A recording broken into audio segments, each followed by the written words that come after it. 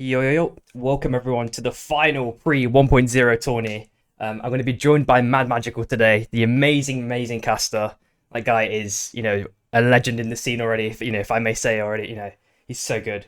Both me and him are going to be casting. There's going to be 8 games for this final tourney that we have for these EU contestants. We've got pretty much all of the usual suspects, and the lobby is pretty much ready already. I kind of started streaming a touch late. So yeah, we're just gonna get straight into it, I think. Pretty much.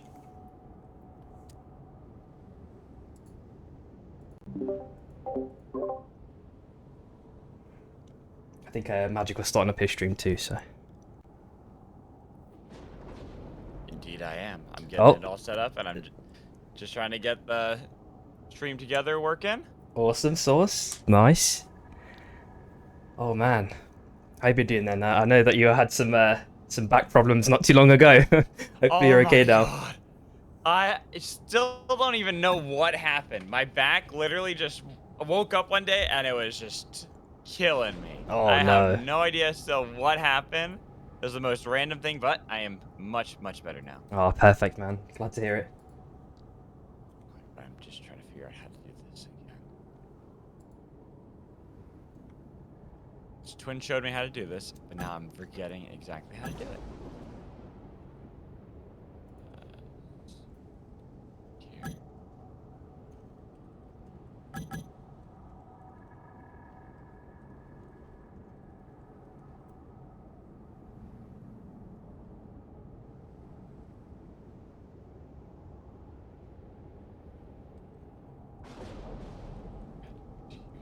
Oh, there it is. Aha, figured it out. Got it. Dude, appreciate it. So the only thing is you gotta go, like, I'm going to send, it's almost like an invite, right? Okay. Like on Twitch. So I just sent it, and if you go to Twitch, and your notifications will say, like, join the stream together, just join that, but make sure you just don't put on any volume through it, so that way we can just hear each other through Discord. Perfect. Yeah, I think it's working, right? I'm pretty sure. Yeah. Awesome sauce. There we go. Sweet. And so now we'll have a shared chat too. Awesome. Great. I think we are pretty much ready to go. We're just waiting for one player. In respect to just general casting, would you like to take play-by-play and I'll do like some color? Sounds perfect. Awesome. You know me, I like yelling at video games. Yeah, damn right. Ah, dude, I'm so excited about this. It's one of these things, it's like, I'm so happy like we get to cast these games, but I'm also gonna be so sad because what am I gonna do for a whole week? Right, I was thinking, it's like the void has just opened up, for those, 3 or 4 days that I would typically cast, and for yourself probably, something similar. It's just gone. Exactly. Like, I'm gonna try to pick up more work, like shifts for work. Yeah, like, yeah. prepare for 1.0, because I've taken today off because normally I work today, so I've already took today off of work, and then next week I'm doing the same for the first day of the 1.0 release too. I'm taking that off to make sure that I'm here for the final day of the open beta and the first day of 1.0. Makes sense. You got to do it. Exactly. But getting to cast these, like, I was hoping that there was something that was going on today, and so I was really sad I missed the pizza party yesterday. Oh yeah. Sinoid messaged me, and it was like, I had just gotten off work, and I had the choice. It's like, either I get sleep, or I stay up for 24 hours to do that and the NA thing. I'm like, I gotta not do one of them, so I had to choose the pizza party, unfortunately, which I'm sad about because those are my favorite things to cast. Yeah, it was insane as well. We had the double blink strike, for example. Oh my god. Oh my goodness, I'm so sad to miss that, but I had to get sleep. It was a choice. You gotta do what you gotta do, man. Gotta keep the engine running.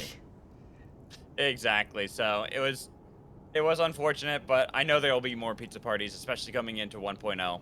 Yeah. Annoyed about it already, and it's like, I'm gonna make sure the next pizza party for EU, I'm gonna be there. Like, oh, 100%, no matter dude. what, I'm gonna be there because it's so much fun. Yeah, man. And I'm hoping, maybe with 1.0 we get some potential new modifiers, just to add even more spice to the mix. Hopefully there's something like that. Did you see the teaser? Oh yeah. Oh my god. I'm like, already teasing like the armory, but also possibly teasing another new hunter. So not only Wukong, but possibly what was that tiger bear god? Like, Yeah, I don't even yeah. know. I don't know what we can expect. It's like everything's just teasing at the moment, just some cosmetic things. But we'll find out not too long. It's like 2 days, right, or something, 2 or 3 days. I believe tomorrow they're gonna is when they said they're gonna have another video published. Oh, okay. Because the 17th is what I think they said was going to be the next video, Oh, which means tomorrow. But great. we got to put that on pause. Mary, we are here. We are on the breach. Game 1 Let's of go. our final 8 for EU's open beta. And I couldn't be more excited to see these games played. Right now, all our teams diving early. OMG already diving here with LSD. You see the Shichi attacking Lancelot. Lancelot playing that Jin. I love seeing that. Playing the classic OTP here. 100%. Getting chased away by LSD. And has to be careful. Yep. It looks like that was just the only mini engagement that occurred, and they are just fighting over this Chonka. So potentially looking for a little steal with their snowballs, but doesn't get it, unfortunately. Oh, I thought Sinoid had it there for a second. I was like, no way Sinoid gets it with the mere snowball. Oh. Alright, so Samiri, it has been a minute since you and I have casted together. Yeah. So, like, how have things been? What have you been seeing in EU that's been different from the last time we casted together? I don't think there's been, too many evolutions or distinctions. We are seeing, this new OMG team. I think their kind of motto for their whole comp is just to, kind of pick their own specific flavor, to make them kind of distinct from the rest of the majority of the, like the EU squads that we do see. So obviously that leaves us with like Synod with Izuna, for example, Kazara with Shrike typically, which is he's obviously down at the moment, and Lance. Yep, and he actually wins the 1v1. Wow, the Battle Bunny wins. Even having the emotes going off as well. Love to see it. Oh, and man. yeah, you know what? Sometimes that's the nice thing. Just play your style, play your own game of Super 5, and we've seen a couple teams like that where they just can play their own thing and reinvent the meta, and that's what I love about Super 5. Yeah, I'm hoping that even continues further. There's even more of a stronger distinction, as we are seeing Shin, apply a massive amount of damage onto Ward Axe. Does escape at the last second though with the dagger rewind. So, the storm is closing. So just a little bit of early action, but kind of what we expect, where you have a couple of these trades back and forth, maybe one player getting picked, but then the team escapes mostly from there and is able to revive. But we are seeing right here that our aggressive team here getting chased down by the 29ers right now, the reigning champions of EU from the last Bissell Cup. Yeah, true. And we have got some, these are some strong competitors too. These guys made it through the French qualifiers for the Nations Tourney. So these are some pretty formidable players though as well themselves. Yeah, they're really a really good team, a really good French squad here, but Fire is getting attacked by the 29ers, taken down. One of the problems with Eva is that if you are completely assailed from all sides, it's very difficult to get away with how mobile she tends to be. Right now, we see our 3LP, Three Little Piggies, finding a nice little snipe there on Q, getting a nice slam down, so FBI on the run already. Yeah, and I'm wondering if he's going to be able to, actually escape the Rapper 3LP. We know that they typically chase very, very aggressively. They're almost like the Asia squads where, instead of like a general brawl, they just somehow manage to transplant it with the KP and the grappling hook. Furatiza now with a couple of autos. Oh, and Linger does die as well. Nice pick there from Aiden, utilizing that grappling hook perfectly to chase down FBI, leaving only one player, but they had already had the revive going on from the respawn beacon, so they're already going to be alive. There's Ratata here, up against SOS. Finding Theo, looking for a nice slam onto Theo. Mech coming out the better Kingpin in that play. Yeah, but we're also at the same time seeing Shy with a very, very late rotation in, and they've got the two-way place now. We're seeing where they're gonna eventually end up. Hopefully, it's not on top of another team. They are just a bit closer to the circle now, so it was a completely safe one. We know that day one, or night one, doesn't do that much damage. So. Exactly. I wasn't too worried about them. It would have been more of a worry, as you said, if they had TP'd it onto somewhere less safe. But here, you see Stormbreakers and Kerr. A nice pick onto Shin. They're chasing down Stormbreakers. And look at that. You see SC coming in from the north. And OMG about to join as well. Deathbreak will escape. Unfortunately, having to leave Shin out to die. while OMG have snuck Lancelot into that brush, looking for Gur. The fact that SC are playing so aggressively right now, Godfroy barely going to be able to get away. Well, Kaizen is possibly looking for this angle to jump onto Gur, but Gur are going to regroup on their base camp. Oh my god, it looks like it's going to be a suspenseful fight here. Just, just give it a bit of time to ferment and brew. We are seeing all the members of SC now fully reunite and aggressive. Present Hook gets the connection. It's going to get that slam dunk as well with this Orb of Argos. And Wardax is down Already now. finding the kill too, as SB have regrouped, brought back Shin from the dead to fight against Gur, but Gur holding the line pretty well. A little bit afraid of how they're going to play up against SB, missing the Sinner's Embrace, but throwing out the orbs, getting a lot of damage onto Shin, who has to blink back to try to survive. Gur continue to try to chase down SB, knowing they're weak, but missing the pull. They're going to decide to fall back and get the farm instead. Yep, and we are seeing a Soul Stealer as well, which hasn't even been touched yet, apparently. And let me have a quick flick on the south side. There is action going on, but I just want to quickly see what's happening. We've got Abyssal Eye on Fury, if I'm not mistaken, and we do see a frog jump from Luca picked up, so I wonder if he's going to do some spicy plays with the Shrike there. We are seeing 3LP chilling in the bush at the same time. This mobs are now, revealed everything, so... Oh! See how this one transpires! Was able to get on a TSM. It's going to be ults used, but Blink so low. Same with Little Meat, but he tries to summon Napalm on his position, but he's out in the storm. The anomaly not going to save him, as 3LP will find the target, while the rest of TSM have to hop on the train and try to get the respawn in time. And just above it, looks like SC, SB, and FBI having a massive fight here. LeBalance already on half HP. Deathbreak misses the punch narrowly. Fusel already popped by Shin. KZN on half HP has to over to the right hand side at the last second with that Soul Stealer still in tuck. And it seems like a disengage after that one. Yeah, but there's a lot of teams here. Yeah. OMG are here as well. There's a possibility this is a disengage to re-engage scenario because there are 4 squads ready to do battle. OMG gonna spot out SB, try to go for them first, but they gotta be careful because FBI right behind them. They can get sandwiched into this. So they are peeling down south, trying to get away. Now we will see tensions finally fall. Yep, and I think if I'm not mistaken, yeah, we've got Fire with the boombox, and if I'm not mistaken, it was Kazara with the Shredder as well on the Shrike. So it's going to be like omega damage once the shots start hitting there. And Rat now, they've joined in. It's kind of tense how these teams are positioning right now. It's seeing so many squads here, and inside of the circle, the Shy beating up SOS, leaving only Innovations to try to get away. Might be able to do so. There's an anomaly there, but also having a lot of brush, but it's going to be difficult for our team. Here, SOS only having 1 player left. Yep, and we are seeing Jin as well, just kind of make his way through this win rings at the last second. It's Lancelot, of course, on OMG. And it looks like he's made his way, reunited with the team finally. SB are kind of just chilling on the scan potentially, just maybe baiting another team. Just popped it right now, and the soul is now up for grabs between both teams, which he's going to get, maybe get it here. Fluffy is chilling in the bush. We are on phase 2. Hoping that OMG we're gonna try to tempt yeah. try to contest them at that. Feel sneaky there, but we see someone not being so sneaky, just getting a nice grab on Ashichi. LSD will be down a player while SB continue to try to take that damage tool, but with 12 squads still alive, Ratata spin dash back, try to get themselves out of there. They are getting chased down by FBI, getting a lot of damage onto Mech. Looks like again, it seems like a lot of cautious standing from the majority of these teams. There's still 12 teams left as well, because I think a lot of teams are just kind of really patiently biding their time, trying to find the right opportunity where they're not going to get third-partied. And I think that dance is going to continue until the circle gets small enough. And never mind, looks like there's a massive fight transpiring on the north side too, in fact.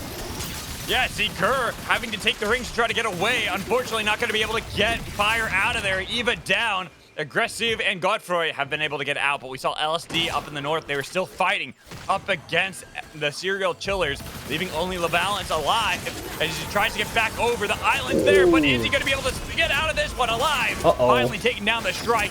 You see that Ward Axe is still alive, but LSD not going to be the same now that the 29ers have taken them down. And we just saw Ward Axe just taken anywhere but hit at the last second, and he's right in the in the hands of OMG. Kazara now sending it down potentially. Decides against the continued push here, as we do see SB just to the right of OMG. So GRR also having a massive fight themselves. They actually take out a whole they actually get outed themselves. Never mind, 29 take them out. 11th place. Yeah, 29ers were able to get another knockout onto another team, so 2 teams down. 29ers was the team that took 2 of them, but then they fall too. Wow. TSM, what a pick, turning that around to make sure they get another squad and stealing that damage soul for themselves. Who is it the last? No, it's all members of the Shy Alive. I think there was potentially just a boss steal or something along those lines, or maybe just looking for some free kills. And we do see a potential minor dance between OMG and Shy as well at the moment. OMG, I've kind of been dancing around a few of these teams as they had entered into the academy trying to get away from one fight, but now sending out a nuke to make it more difficult for any teams to chase them out of the walls of academy. Now we see that Wardax, our final player of SC, wearing that crown over the abyss, but has an emergency platform, so should be fine for now. More importantly, though, 3 squads eliminated. One of them, our current reigning champions from Abyssal Cup in the 29ers. So now, looking at these teams, what team are you looking at as the team to beat here? Oh, good question. I think 3OP, you know, they've got that Abyssal. They can play that, you know, that super long strategic game, you know, pretty much perfectly. But we are seeing OMG, you know, with the persistent bush camping here, so it could be a bit of a surprise ambush, you know, depending on the timing, you know, if they're staying in the bush or not. And we are seeing them rotating now slowly, you know, more towards the central part of the circle. And meanwhile, we're looking at potentially OMG and SB having a mini engage. No, they, you know, just they continue teasing us with these dances. So it's not. I'm looking at Kaizaro right now, Armor Shredder Shrike, and Yeah. you gotta imagine just the 2-tap potential. Doesn't matter what kind of armor you're rocking going into any of these fights, you are going to fall so quickly. As right now, last up, awkward interaction there for Fire, who falls. FBI are out of there. It's only 25 seconds for Wardax's crown to pop now. As you mentioned, he's just going to keep playing those E+, but I think OMG and potentially, you know, just having a little gander. Yep. Seeing what's going to happen here.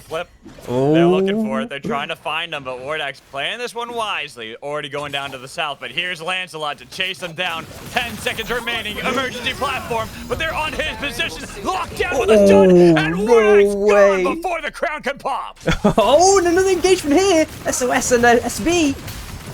As Shen tries to go aggressively, look at OMG in the north. They could try to interrupt, but it's going to be the Fusel's body blocked by Innovations, and then Shy out of nowhere coming in from the north.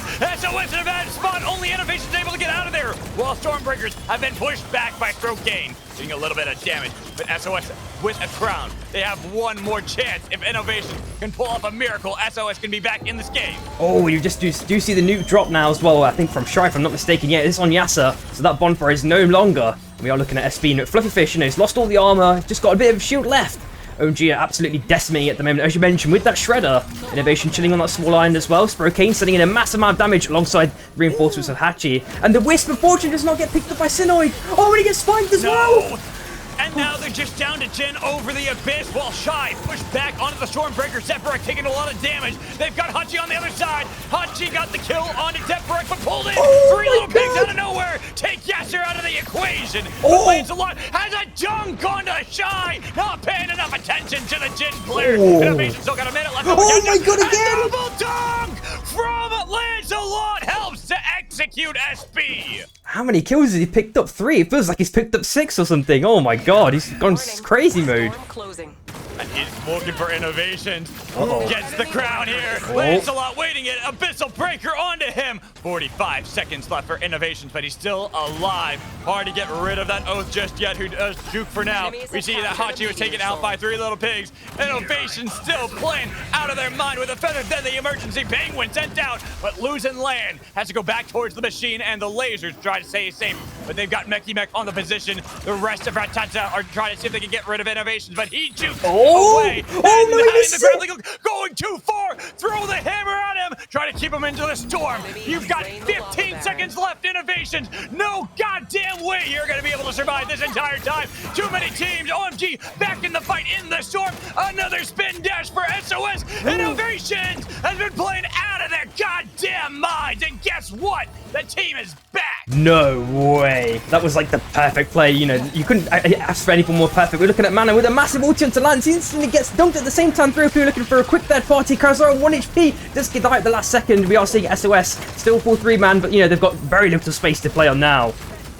And the thing is, OMG have Synoid left. They survived somehow, but it's SOS down to Innovations again. No crown this time around, and no health either. The heroics of SOS have been thwarted by the 3 little pigs. They are out 5th place. We do see a crown on this island for any, you know, straggler teams that are just left alive with one person or two. And we do see a massive tree combo there onto Madamark. He blocks the hook at the last second. You know, reunites with his teammates. We are seeing Cookie with the Shredder now. Bishops are ever strong with that Shredder. You know, as we've seen many times in the past. And just north of that, we are seeing OMG. They got the full res if I'm not mistaken, so wow. Yeah.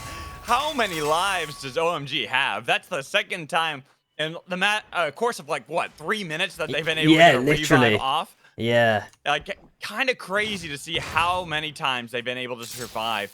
But this time, it's looking a little bit more dire. They have gray armors or no armor at all if you're looking at Synoid. Literally, just that small little sliver of armor left. Yeah, and there's not really any places to repair for free. I mean, I guess there's the shop. Do they have money? I guess they could buy a couple of armors potentially from this shop here, but I think it looks like they're going to the south side instead, kind of maybe just playing for space, you know, because I think they probably know there's a team on the left-hand side, so this is kind of the most free space. There's a win ring there, so you can maybe catch someone off guard. You know, there's a couple of different angles there. To me, it makes sense. It's the only way they're really going to be able to get out of here.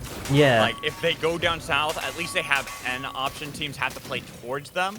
But, kind of like you're saying, they need to get some base camp. If they can grab anything to put down for themselves, and even get green armor, it's better than what they have currently. Yeah, exactly. Any scraps would be beneficial. We are seeing Aiden on this small kind of 1 pixel island on the box, in fact, and he's got that bush as well. So if Rat do, you know, kind of just forget that kind of photographic memory, and you know, forget that Aiden's there, that surprise hook, you know, will catch someone off guard. And we are seeing a massive fight transpire now. OMG and TSM.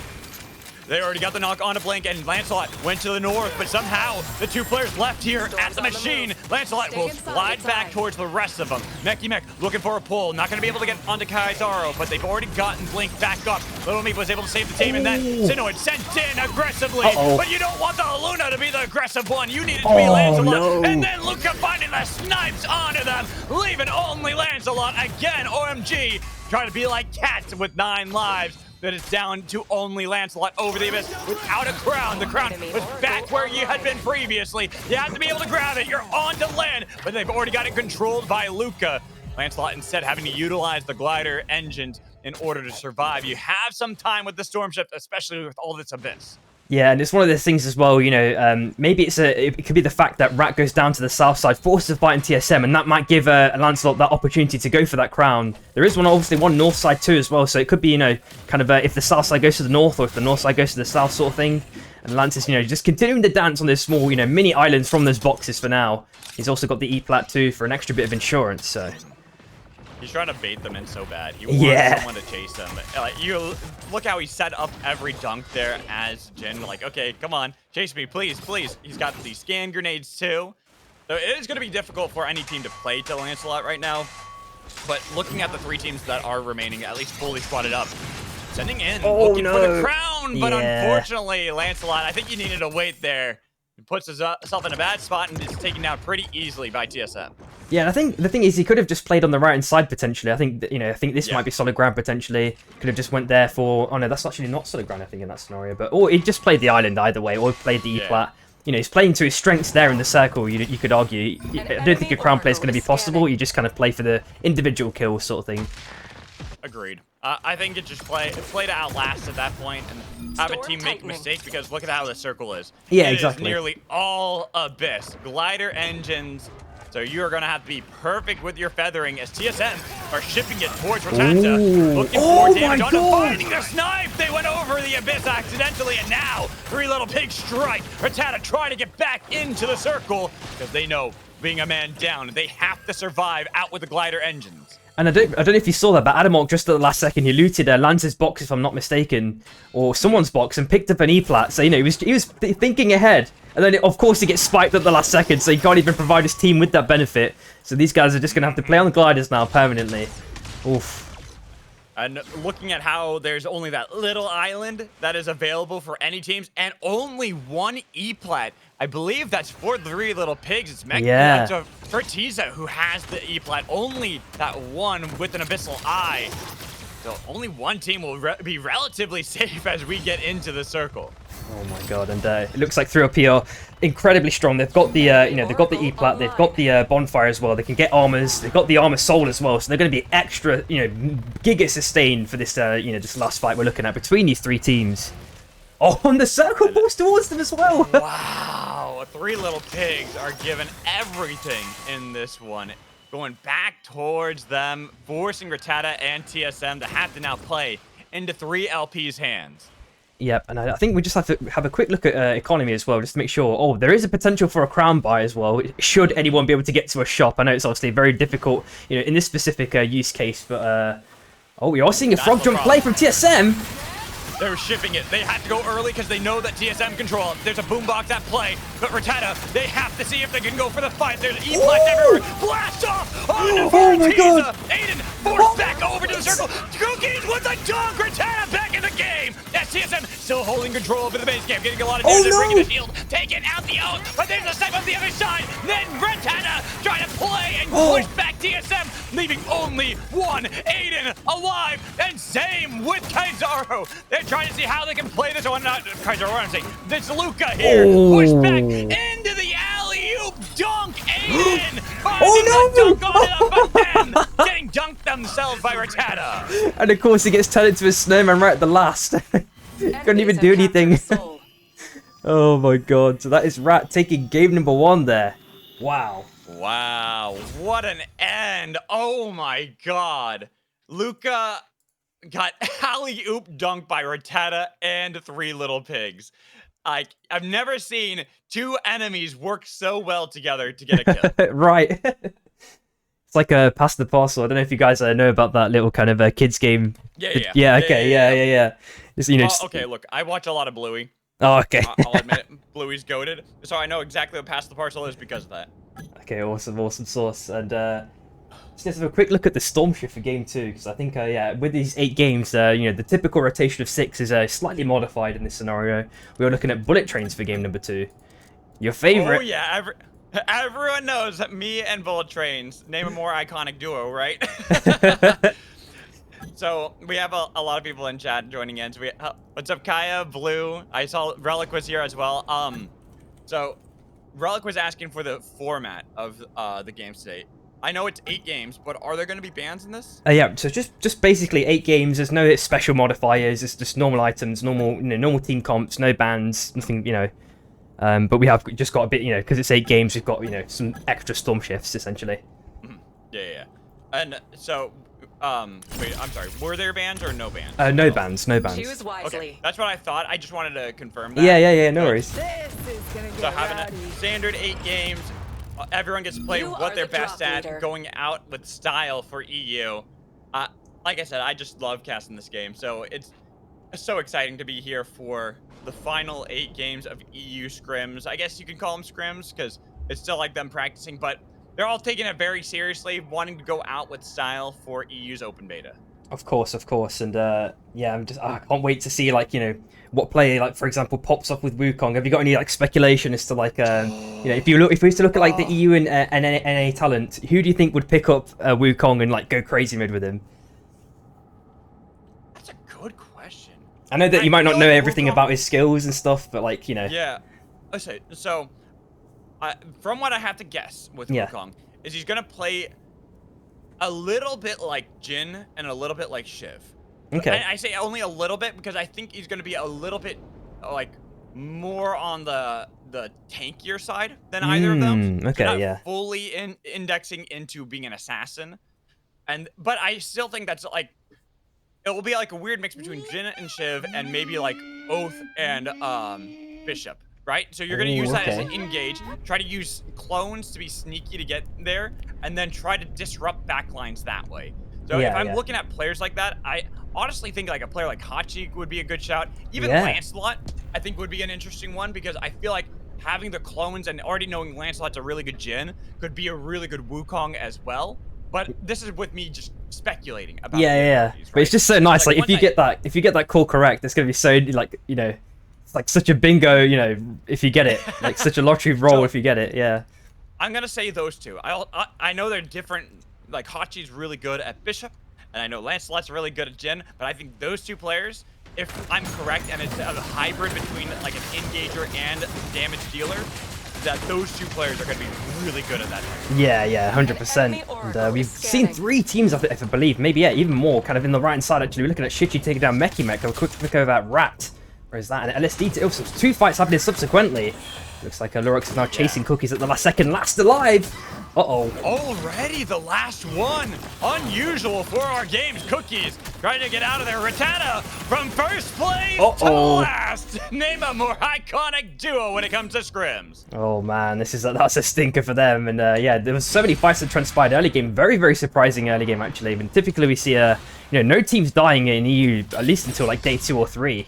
Exactly. Yeah. So wild to see. Honestly, from any of our scrims, usually it's not until like the 3rd, 4th day that you start having like teams actually eliminated. But I feel like EU is one of the few regions where you either can go from last to first or first to last most consistent. Yeah, like just how they get a small bit of like a snowball happening from like 1 kill, and let's say that they're down, they're really down and out almost, and then the recovery is just such a steep climb, or it looks like it might be, and then they just somehow manage to do it. It's insane to see. We see it so many times. Yeah, we do. And Snarf wants to know if Arcane is playing in any of these games. I don't believe Arcane is on any of the teams. No, I don't believe so. Not for this tournament, unfortunately. Yeah, so no goated Chris to play today. It's been unfortunate, but it's okay. When we get to 1.0, I know we'll have a lot more games that are going to be played, a lot more scrims, but also just one-off tournaments. I'll try to host something pretty quickly into 1.0's release. Oh yeah, that'd be great. Storm tightening. I'm gonna probably try to do something for both NA and EU to start it off. Like, not like the first day, let players play, get their rank up and get it reset back to where they want to be. But then, like, after maybe a week or so, get something going on. Yeah, just give the chance for everyone to get their bearings. And obviously, you've done a couple of this tournaments before. Like, was it the Carbine one? I can't remember what you call it though. It's like some sort of party, right? Yeah, it's I always call them something different. Ooh, but LSD in a bad spot. Lasmolta trying to push back and help Lorax, but it's going to be a nice pick onto Lorax and leaving only Oath. We're about to have another team eliminated with a broken shield Oath. No armor to be found either. They are hunting for this kill. Lasmolta was able to get back and might be able to survive, but you still have quite the trek to make if you want to get out of here alive. The spin dash, the follow-up with the blast from the satchel, having a lot of damage and finding a bit more damage onto this Oath, but he should have the shield back up and available. Even though we do see the serial killers not really chilling here, they want that knockout. Yeah, anything but chillers. They have a very strong history of very aggressively chasing most teams. At the last second, he gets spiked. They are out 11th place. LSD, very unfortunate for them.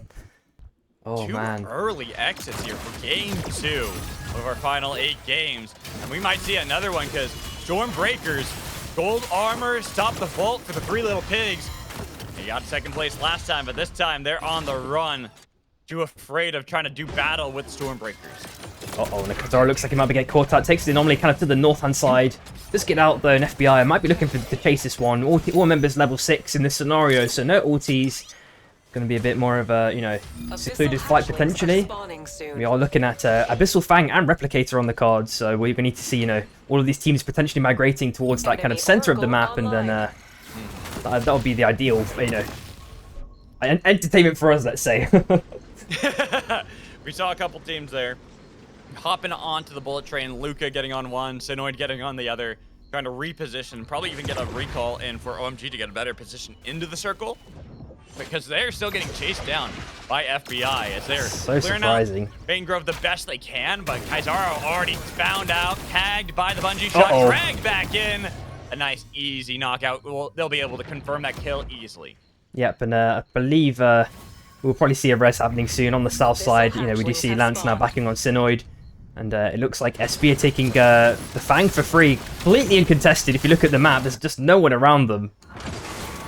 Kind of spread out as 29ers. They're fighting against the Shy, but they're trying to get away. Sprocaine on the other side, getting some damage.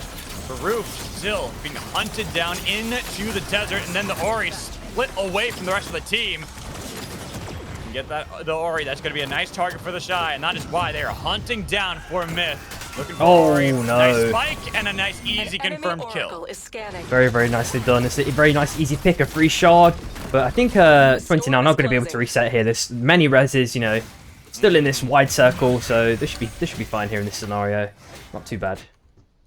But it might be an unusual day you know, for our game right now, where we're already having 2 teams eliminated, lots of early fights. But because it's so early, there are so many avenues to get out of there alive and succeed with your team. As you can see right there, Luca, who had taken the train and gone for quite a journey, was able to reset back with the team in Wraith's Row. 29ers still running, though, as they had already revived the Ori, but it's now in Breaker territory, which means you have to sacrifice the Ori already. Just got revived, and already gets put down below. Oh, that's a shame, and now they're gonna have to, you know, concentrate their efforts again on another res. And as that circle continues to close, those res opportunities start to slim out. Oh, when you're looking at SC potentially, you know, dunk onto SB. Shin is looking to back at the last moment. The other 2 members are gonna have to dance through the zone, and we'll see how, you know, if SC look to mirror this. I think they are in this scenario. Oh! I don't think Vortex meant to take that anomaly because he went right into the hands of the Stormbreakers. We throw down the Pokeball, try to utilize the minion, but he goes right into the lava. A lot of damage was put down by Ghost, but now it could be the turnaround. The Storm still doing a lot of damage on the other side, and with the headshots landing from Shrike, they have to run. SB have found the other side, though, for Shin to take down the balance, leaving only 1 left of the serial killers. Yeah, and we need to see if they're going to chase it. I will keep an eye on that one, but we are also potentially looking at another fight between FBI and their 29. They have a mini dance on the heart for now over this war potentially, and it looks like they've you know, gone their separate ways for the moment. We are looking at Vivesoul spawning in not too long as well, and it looks like another fight transpired on the top left. Deathbreak is now down as well. At 3 Little Pigs, they came all the way down from Cold Fangs that we saw earlier, and having wrapped around into this fight against SB. Mr. Fluffyfish, the only one left, and taking this long path in the storm, taking a lot of damage for it. Enemy Oracle is tough. scanning. I mean, I'm looking at how much this is doing now, and the minion! Fluffy, why? Do I do a choo-choo train from that? I think you might have to, honestly. Like a little sad whistle. Yeah. We see the 29ers and Oh Gur, my god. 1-for-1 trade with that Abyssal Breaker. Low health on the side of Gur. They use the Fusillade, but not gonna actually blink back in. They're trying to see if they can stay aggressive, but it's gonna be the pull. Making sure they can confirm that kill onto Kingpin, keeping him at bay. But Eva doing a lot to heal up Godfroy and themselves, keeping 29ers on top of the hill, away from Gur. Don't want to fight that one too quickly, as we see 3LP over in Mana Coils, having to repair the respawn beacon in order to bring back the team.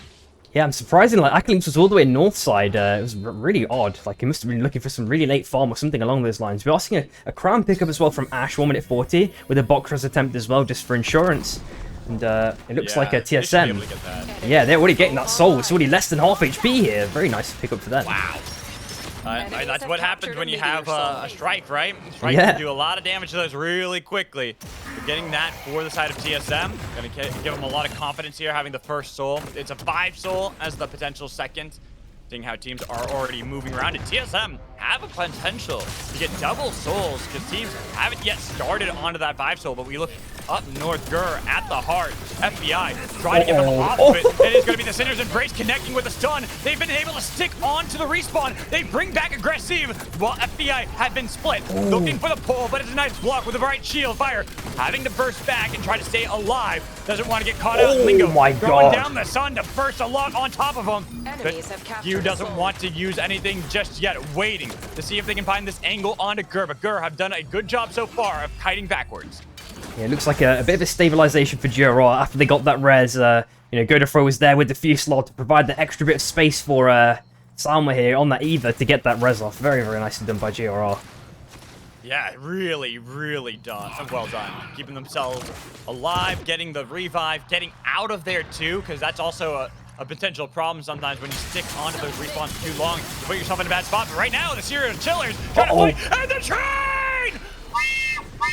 That's the elimination on the serial killers, and this is why I love Bullet Train. Oh my god, and it's just going to get better and better as that cycle, you know, continues to collapse on one of the, one of those specific trade track lines, along this path that we can see here.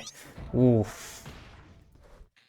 Yeah, and so now another team having to wait scanning until game 3 to get back into this one. Down to our top 8 teams of game 2. Looking at how teams are positioning right now.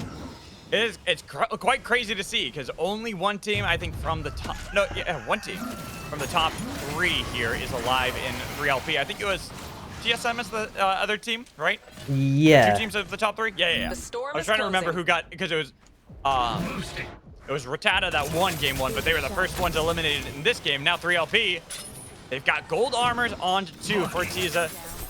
Having that as well as Akalinks. It's just Aiden who doesn't have gold armor, but this Kingpin is looking for the hooks and trying to drag him all the way back into the fight, but 29ers will not give him that angle. They're just going to continue to kite backwards. Yeah, and just an important note as well. Looks like 3LP have 20/20 vision with the double abyssal eye, so they're gonna have, they can just rotate those eyes and make sure that they got consistent vision, permanently. Basically, it's gonna be really nice for them.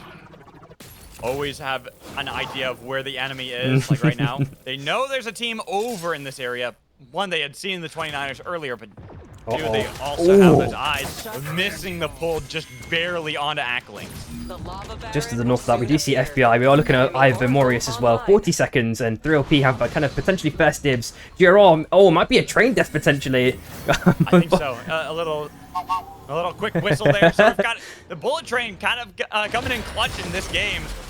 Already getting a squad wipe, and now finding a knock onto Gur. While OMG try to get away from the Shy.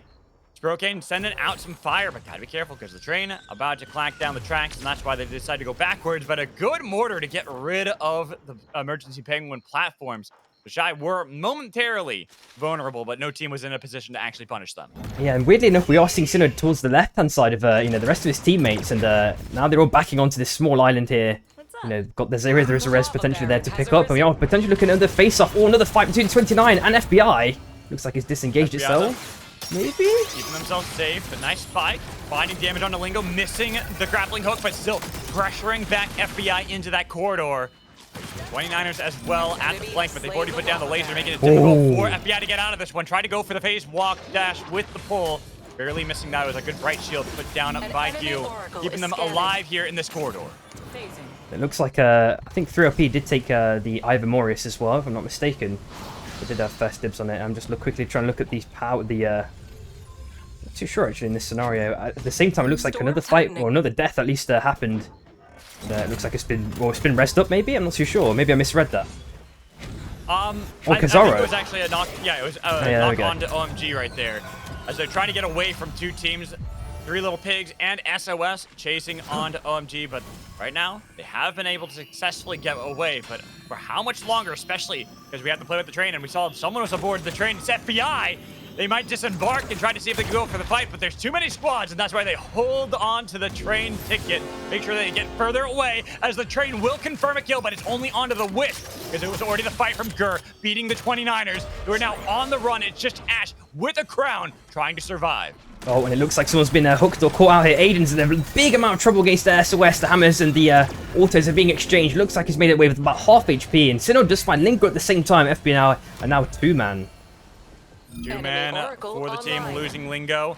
While Gur try to go up the middle between all these teams, but they're on to FBI's position, pulling back with the Sinner's Embrace going wide. Abyssal Breaker trying to see if they can get out of there, but it's looking bad for FBI. They're on the tracks, and here's going to be the first kill. It's on the guard for it. Blast up over their heads, but the Shy have noticed missing their own blast up, and it doesn't matter because they were able to get fire while the 29ers are taken down right before FBI will fall as well. But then Gur pushing back onto the base camp, trying to take control of it for now.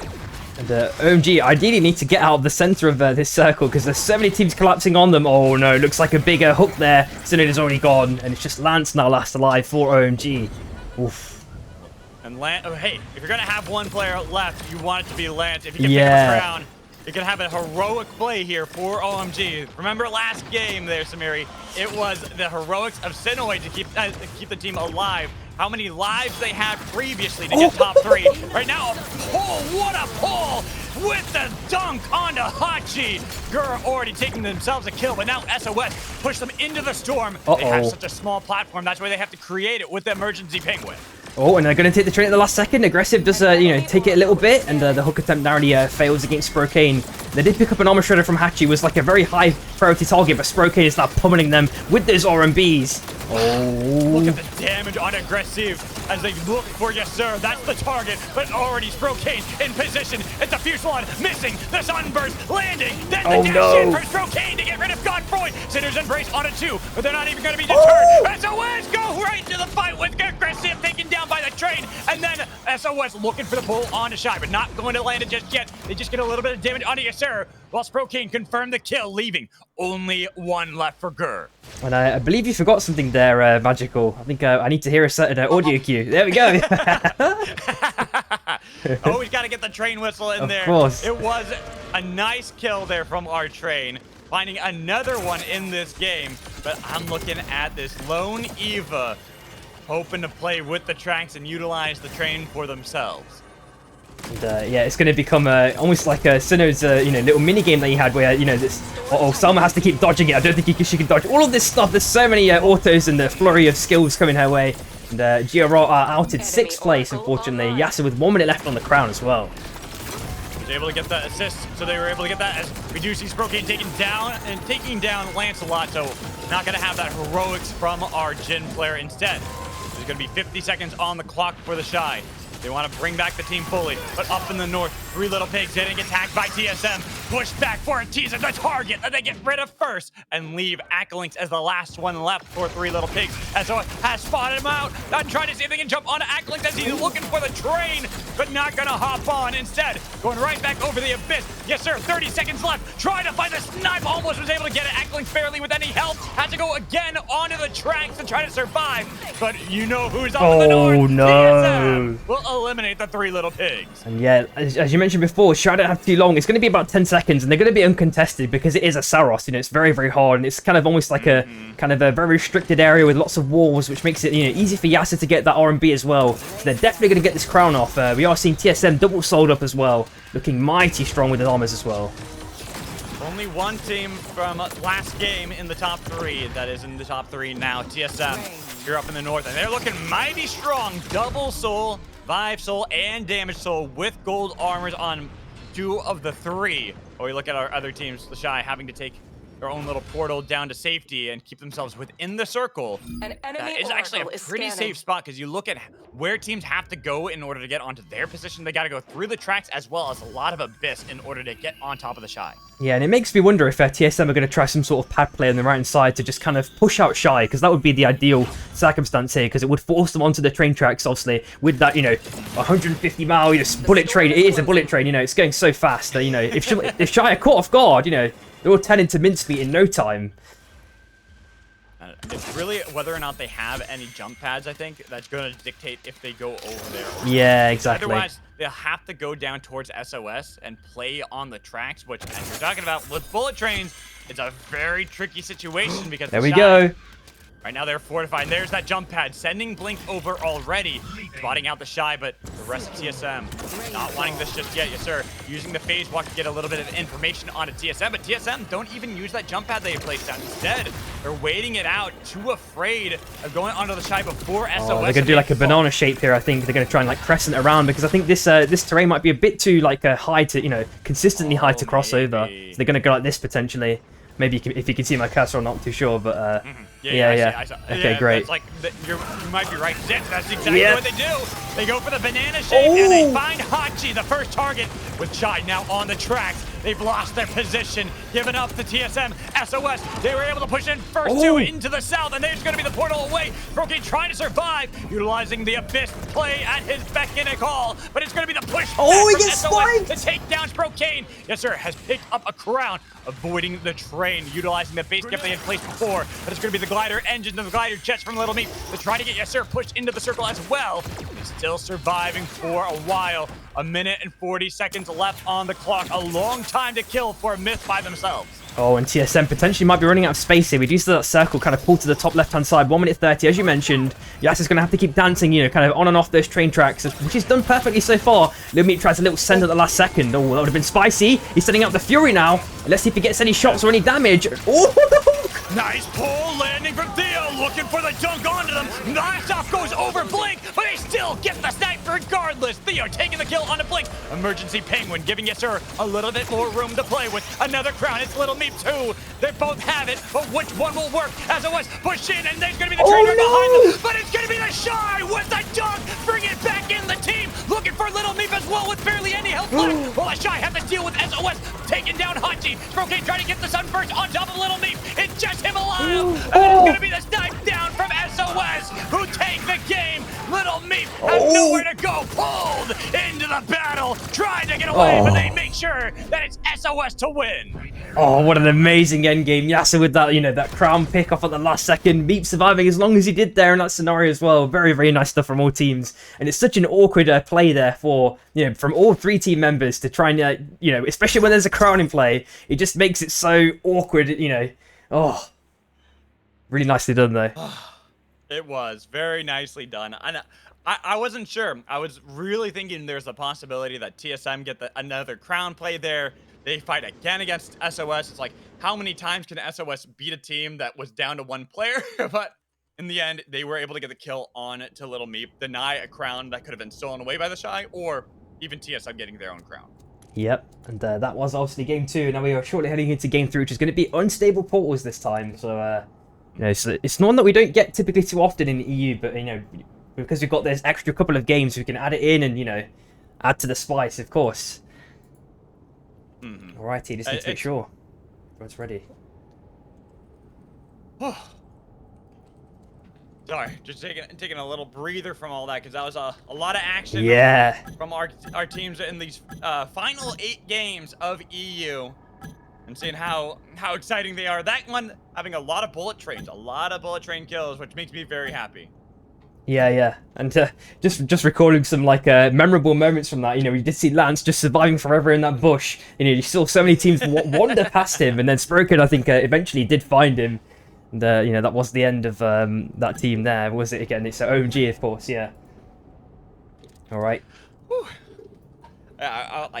That is the fun thing with a lot of these games, right?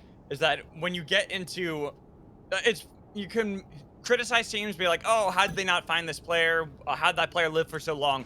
But when you're dealing with so many variables and there's so many other teams around you, sometimes you can't check every single bush because you're too worried about the other team that's now in front of you. And so that leaves that one team with the one player that's able to squeeze right past everyone to survive for a lot longer than they rightfully should. Yeah, and it can sometimes be a case of whack-a-mole as well. If you see people correctly AD strafing in a big bigger thingy mound of grass, you do see people potentially just getting that little bit of just enough evasiveness to skirt around and stay hidden, and those ones are the really interesting ones to watch. If a last person alive does make it away, but Lance only had one little bush to play on, so it was very difficult for him to maneuver around.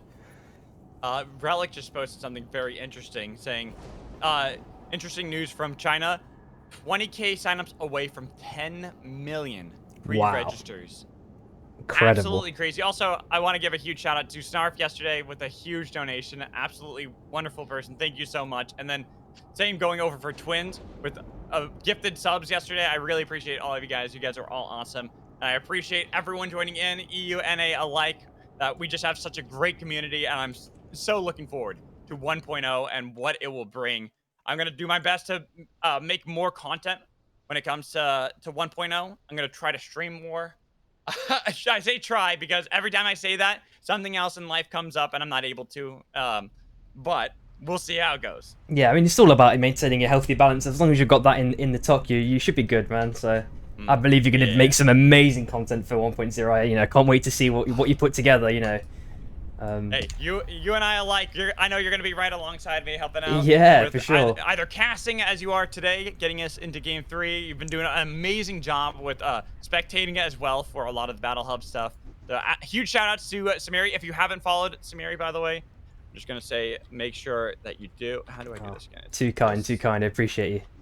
And we just got the scores as well. If I have a quick flick over, we're looking at 3LP in the lead with 41 points. TSM only 2 points behind with 39. SOS with 36 points, and then Shy with 32. And then there's about kind of a 4-point distinction between the rest of the teams. Rat with 28, OMG with 24, GRR with 16, 29, and SC with 11, but in both of them. And the last three teams, SB with 10 points, surprisingly, FBI with 8, and NSD with 4. You're already looking at a red book. That's the thing about EU. It's like any team can win. They can go from first place to last place to first place, as we see right here. Gur picking up the yearbook. Yeah. Not going to be deterred by FBI nor Rattata that were right behind them. Rattata definitely going to have a lot of vengeance in this game, being the first team that were eliminated last game, but also being the team that won the very first game of these final 8. Yeah, and it's surprising. We were looking at Baruf last alive. We do see that, that spotlight around him. Aiden is looking for the chase, I feel like almost SC and 3LP have a similar kind of mentality to these kind of aggressive chases, especially on the south side. We know that there's glider jets up for grabs, so that is definitely going to, force these teams to kind of chase it, especially if there's a Capier and an Oath, or there's a myriad of characters that can make really excellent use of those powers. And Furo's now backed on him as well at the last second. And it looks like he's continuing to escape relatively unscathed at the moment, going now to the north side. They're really hunting this Oath too, but Oath is one of those hunters that is deceptively mobile, especially with spin dash. But Akalinks finding a good flank angle onto Baruf. You want to get rid of that Oath and get rid of the 29ers. Our champions already eliminated. That is a very surprising first team out, all things considered. But they're not even doing too well on points here in this tournament so far. But, there are lots of games left for them to make a massive comeback. So as you mentioned before, those points are going to modulate across all of those teams. You're going to see a lot of what's it called, like first to third switching. I reckon between these top 3 teams at the very least. And the balance is very low on HP, already downed. Oh, Wardak's already downed as well. He's then last alive now for SC. Possibility of another team eliminated on day 1. Cookies hunting guys down as best as possible. It does seem this Bishop has gotten away back over the abyss, taking away the jellyfish too, so it's going to be a lot harder for Cookies to chase this. But Bishop v Bishop, which one will come out on top? The one that is fleeing or the one that is pursuing? It seems the one that is fleeing will be able to get away. Yep, and just to the south side, looks like SOS and 3OP have, and they're in a little mini fight. Oh my god, Aiden with this dunk at the last second onto Innovation. He's got a little bit of shield left. There's a bit of extra insurance. Oh, still can't make it out though, unfortunately. Yeah, got close. I thought maybe Innovation was going to be able to get out of there with the grind rails, but seems like it will be the team that does so without Innovation in tow. Having to let their player go, but we go back over to Underrun, and it's another fight. This time it's Gur trying to go up against Rattata, getting the dunk, taking down Adamark. Meki Mek split away the chase from Aggressive, making sure that Gur can get rid of Kingpin, but this Kingpin is fighting tooth and nail. 1v3. Waiting for the jellyfish to hop away. Oh, he gets it. Landing it, and with the dunk, bye-bye Aggressive. 1v3. Meki Mek not done just yet. They've got the tether onto Kingpin with that recall. They decide to rescind the fight, but he's still chasing. Gur, you started this one, and with the Fusillade, you'll end it on a Rattata, and they've even found out the sounds of fire as they're trying to get away, but Cookie's gonna be attacked by 3LP, leaving only one for both Gur and Rattata. The 3LP, they're the sneak team that come out on top.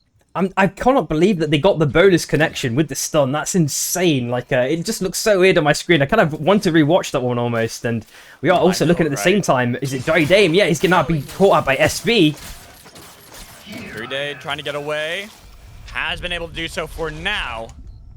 But it is going to be difficult. Where do you really go here? The team is in the heart, so they have avenues to either save this Oath if they want to. It's also the early circle, so it's not going to do that much damage to this Oath, and that's why you see even the hunt here from Stormbreakers trying to get rid of Oath, but then going like, we don't want to chase that far away from our base.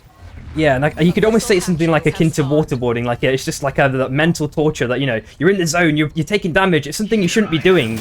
And, because it's only day 1, you can kind of, you have to try and override that mentality, I feel. And, you are obviously typically okay in most scenarios. But if a fight, lasts too long and it becomes day 2, that damage tick starts to increase a bit more. And then you've got to be a bit even more wary. It can be a bit of a subconscious game sometimes that you've got to keep reminding yourself, it's not too much damage. You're going to be fine. You're going to be fine. Yeah, very true. It's definitely one of those mental games that you have to override Enemy the sense of oracle is getting scanning. into the circle, but then also you don't want to do that too much because then you do, and then you get into day 2 or even day Storm 3, tightening. and then you're starting to take a lot of damage from Yeah. the circle as opposed to the pittance of damage that it starts off at. Exactly. Oh. All right, so right now we're seeing how the game's going. Only one team has been eliminated so far, despite Rattata getting really close to being taken out, and same with Gur. Both teams were able to survive while SOS are chasing Cookies a nice span away. Looking at where the rest of Rattata are, they are here to defend Cookies, but SOS aren't going to continue the pursuit. They just chase them away throughout Scavenger's Bay. Yep, and it looks like there might be a potential fighting machine. We do see, I believe, Lancer moving its way up into TSM's territory. A couple of autos exchanged, but not too much else. And we are seeing the cheese grater move along in that cyclical fashion. And Wardax does die to the Abyss, surprisingly. Let's have a quick flick over and look. Oh, it's actually up on the north side, surprisingly, potentially. No, so Shichi, LSD, and FBI having a mini exchange at the moment. Let's see how this one transpires. We haven't seen too much of an LSD in this game, but right now we're seeing how they can play against FBI.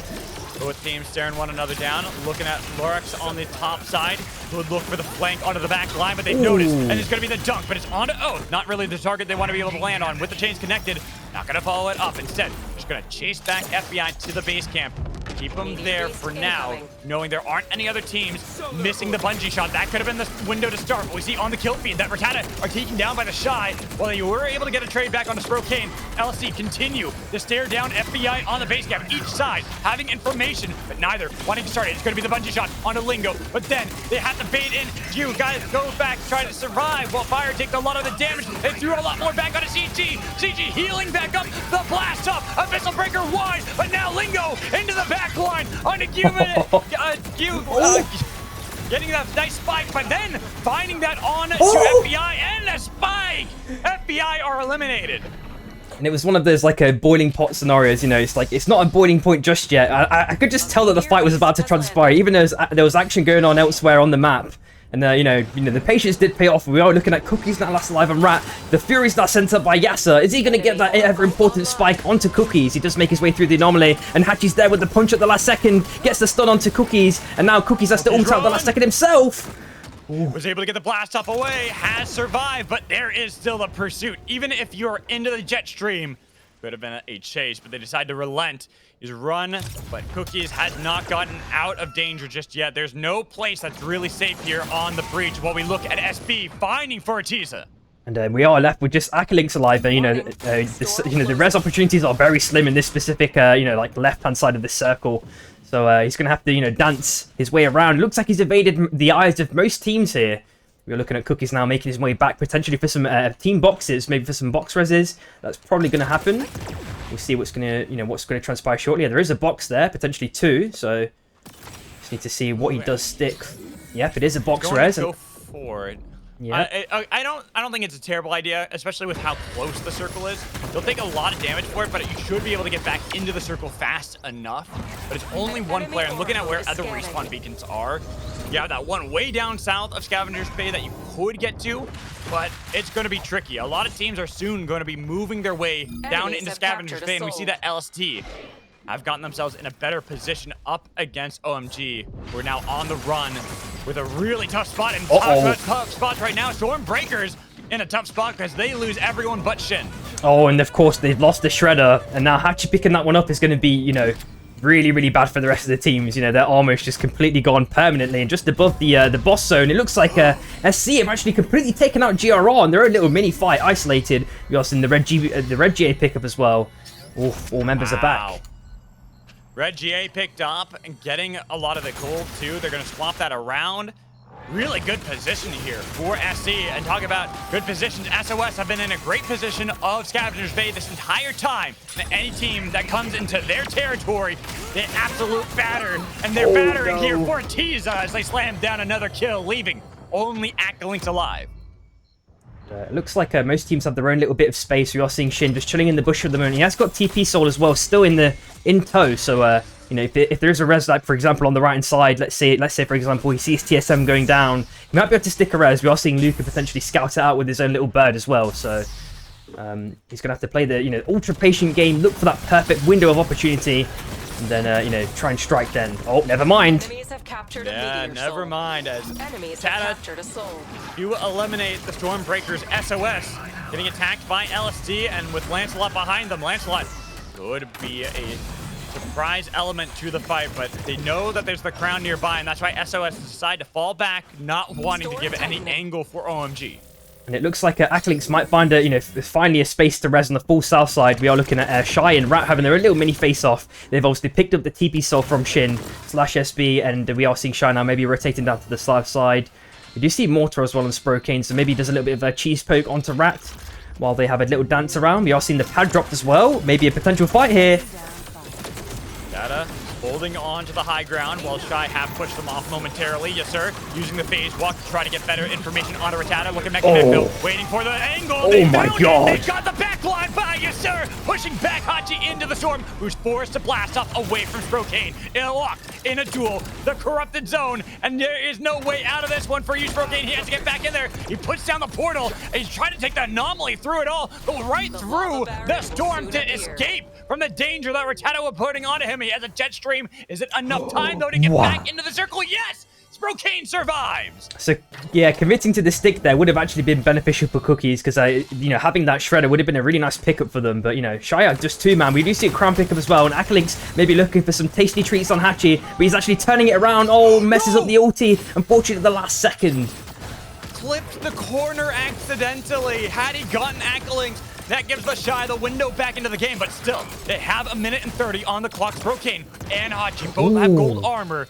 3 LP with the broken armor. Doesn't matter if you have the man advantage. It is risky to fight that aggressively against the Shy. And, we are seeing Rat just waiting, lurking on the left-hand side, so Shy are going to be running out of space here very, very quickly. You know, depending which angle they choose to escape from. If they go to the north, it's going to be death for them. So we've got to hope that Hachi goes to the south side. Mana does find a kill as well. Wardax finds one on Shichi as well at the same time. 301 HP. Looking for Fortiza, 3 LP, push back. They're looking for the snipe damage. They jump on Acklinks, and guess what? They brought back up, yes, sir. While 3 LP attacked by SOS. The winners of game 2 now staring down the Shy, who've reformed, regrouped. Looking for that jump. Hello and goodbye. Taking the unstable portal out of there, leaving SOS to now deal with the Shy as they continue to attack them. Innovations of Theo trying to get away, but the portal makes sure Innovations cannot get the distance away, leaving only one alive. I cannot believe that happened that way. Oh my god. And then we just saw the Eye of Memorius again. This time the Orb of Life being taken by SC. Lorox chilling in a bush just to the right of it. We're looking at Aiden having a dance between about 55,000 teams. He's going through. Oh, he's getting hit by Hatchet at the last second. Then 3OP are out in 8th place, surprisingly. Yeah, big surprise there. They looked like they were doing so well, but eventually it all started to crumble apart. They just couldn't revive enough, and I think missing that one, it was Hachi missing the one blast off earlier. Kind of seemed like it could have been an angle back for 3LP, but they're just too weak compared to the cool armors that you see on the Shy. And how much damage right now Sprocaine does with that armor shred. Yeah, that shredder, I think it literally just 100 to 0'd his armor there, if I'm not mistaken. That's ridiculous. I was talking about the strike before with the armor shredder, but Sprocaine on Saros, you just see how much damage he does landing just one auto attack, and then following that up right afterwards if he's ionized is absolutely absurd. Speaking of absurd right now, Lorix, I believe the last one alive for LSD. This Brawl trying to survive, but nobody actually went for the kill on him. Maybe a little bit too afraid. Okay, he's not the only one. There are 2 members. All the way over here. Storm tightening. And there is a crown on the top left-hand side in that next circle, so I think Lance might be patiently waiting for that one. That might be the case in this scenario. He's got, you know, a nice little armor pickup at the last second, and a Bushwhacker now for an extra bit of survivability and evasiveness.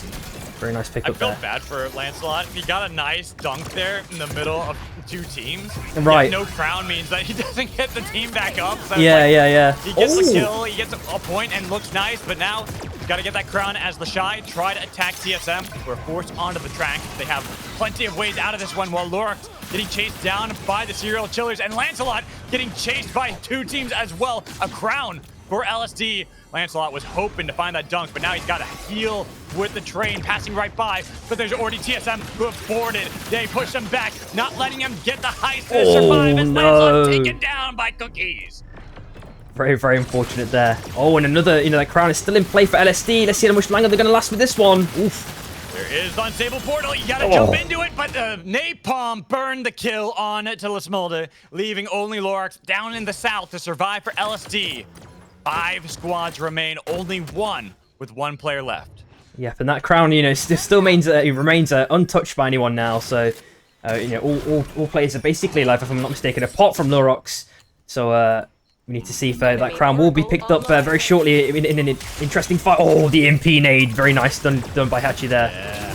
Ooh, and then Hachi jumping onto the serial killers with Meredith's Fury already popped, getting damage onto Wardek, pushing him into the wall to secure the kill on to Ghost. They even put down the Rain of Arrows with the red GA almost saving him, but they could not get in time. They could not save the team. Gaijin tries to go for the playback onto the back line, does take down Usurper, the blast off, smacks him in the face and takes down the serial killers. And I think that was the opportunity, moment for TSM to actually engage. If they did it a touch earlier, oh, never mind, they actually still killed Yasser. But because they've got their red GA plus loads of people standing on him, he is back alive in no time, and TSM have to back away from the the sight of a rat at the last second. Oh. And I'm still looking at LSD. They're still on the tracks. It's Lorax who survives for the team and is hoping for anything, but there are no crowns nearby. Brawl can do a lot of things, but you gotta get to that crown in the first place. With a bungee shot to try to drag him back, he tries to go for the long path away on the tracks, but guess what? TSM already in position. Another bungee shot, tries to go for the dunk. Lorax, no. then taken down by Luca. Yeah, and it's definitely going to be a Shy that are going to win this one. I'll be very, very surprised unless there's some crazy spikes that happen. Look at the armors and powers; they're absolutely insane for Shy.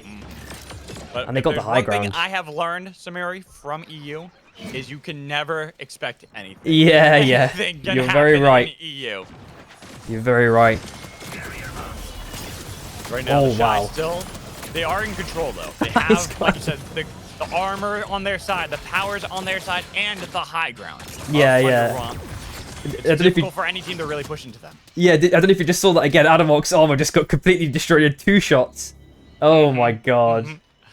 So much value. With the Saros damage, it's insane. Land 1 auto attack, and then you're already down to half your armor, regardless if it's gold or not. And then the second one to absolutely remove it. And seeing how teams are playing this one cautiously, understanding just how much power the Shy have. But the Shy playing this one cautiously as well. They went for the Vault Anomaly over the wall to get a better inner circle, even utilizing the Oracles to find out where the enemy teams are. Yep, and they just keep playing on like kind of the ultimate high ground. They're making sure that they can cover the anomaly, use it as a potential escape route as well. And, obviously, they need to make sure that they don't see any pads as well dropped on the left-hand side. If they've got any vision aids to place to kind of see over the wall. We do see Hachi trying some optimistic displacement charges to just kind of get a bit of vision potentially, or maybe get a little cheeky hit on someone. He's connecting so far, but I think as that circle moves up, we are going to see some big exchanges on the top side for sure. Teams are waiting it out. They're playing this one very cautiously.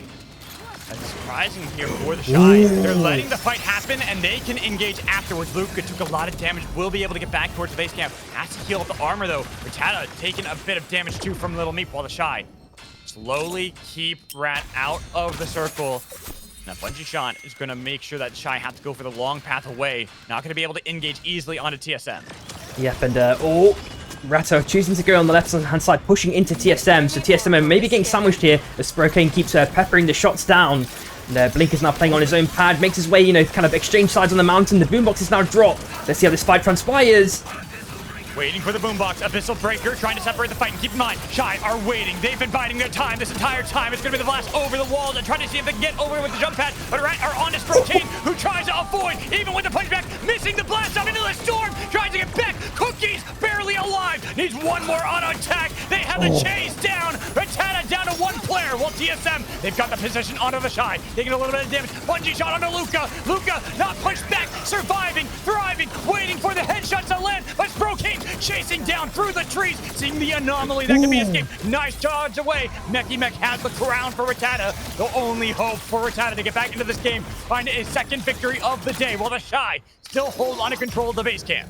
And just for a brief moment, things have stabilized themselves. We all see Meki with 1 minute, 30 roughly on the crown, and he's going to have to find his way into the circle potentially, maybe through the right hand side, a little cheeky flank. He has got Bushwhacker still, so he's got that extra bit of stealth. And now he's slowly rotating around, but Shy just potentially waiting for him, and this is going to spell disaster. We'll see if he gets that cheeky hook. Oh my god! Oh, the pull into the dunk. No, he couldn't get it. He pushed into the storm. Rattata almost had the heroic play from Meki Mek. Enemy Oh, that would have been so nice to see. We are seeing it anywhere but here, potentially popped by a Blink at the last second behind this. A little bit of cover, that last little egg.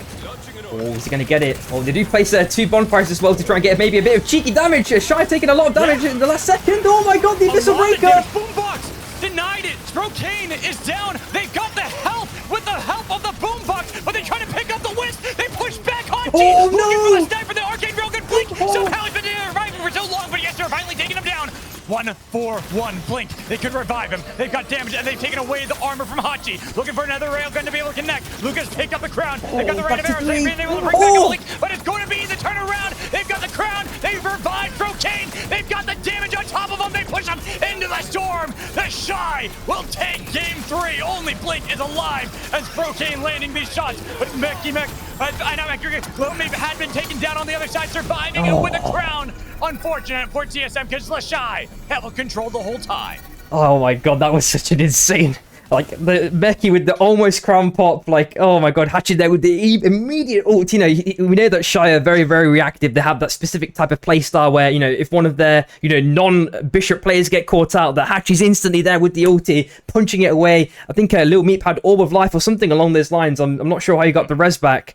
That was crazy work.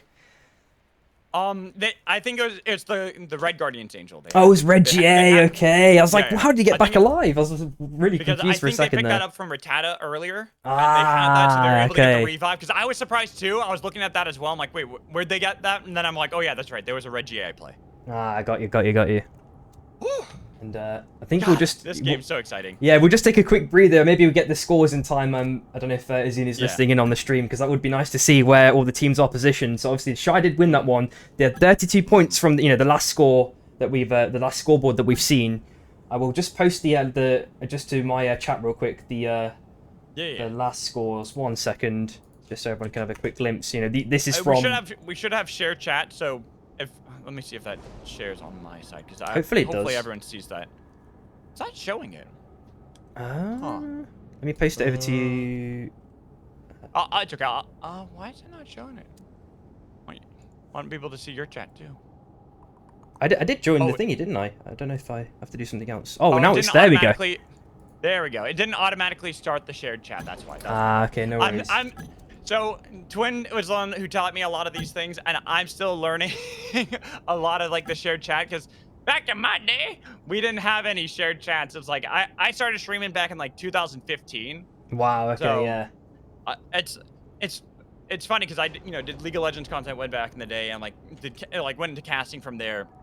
But so much has changed in that window of time. So it's like I keep forgetting. Like me and Twin were talking about this the other day. I forgot about shared chat. That I'm like, oh, I want to be able to host the games, for the final 2 days. He's like, why don't we just do shared chat? I'm like, oh yeah, that's right. You can do that now, can't you? Yeah. I think we will just... I'm gonna go turn the AC on really quick because it is getting hot in my room. So I'll be right back. Yeah, no worries. I will quickly start the next game off, and hopefully by that time we have the scores in. So let's have a quick flick at the Storm Shift. Yeah, I will change it. Don't worry. I'm just don't worry, I will change the Storm Shift. I just need to flick over because it's custom rules. Yes, I know. Is it again? Storm Shift. Oh, it's because things are posted in like 50 different channels. It makes it a little bit difficult. There we go. 1, 2, 3. We are on game 4 on gliders again.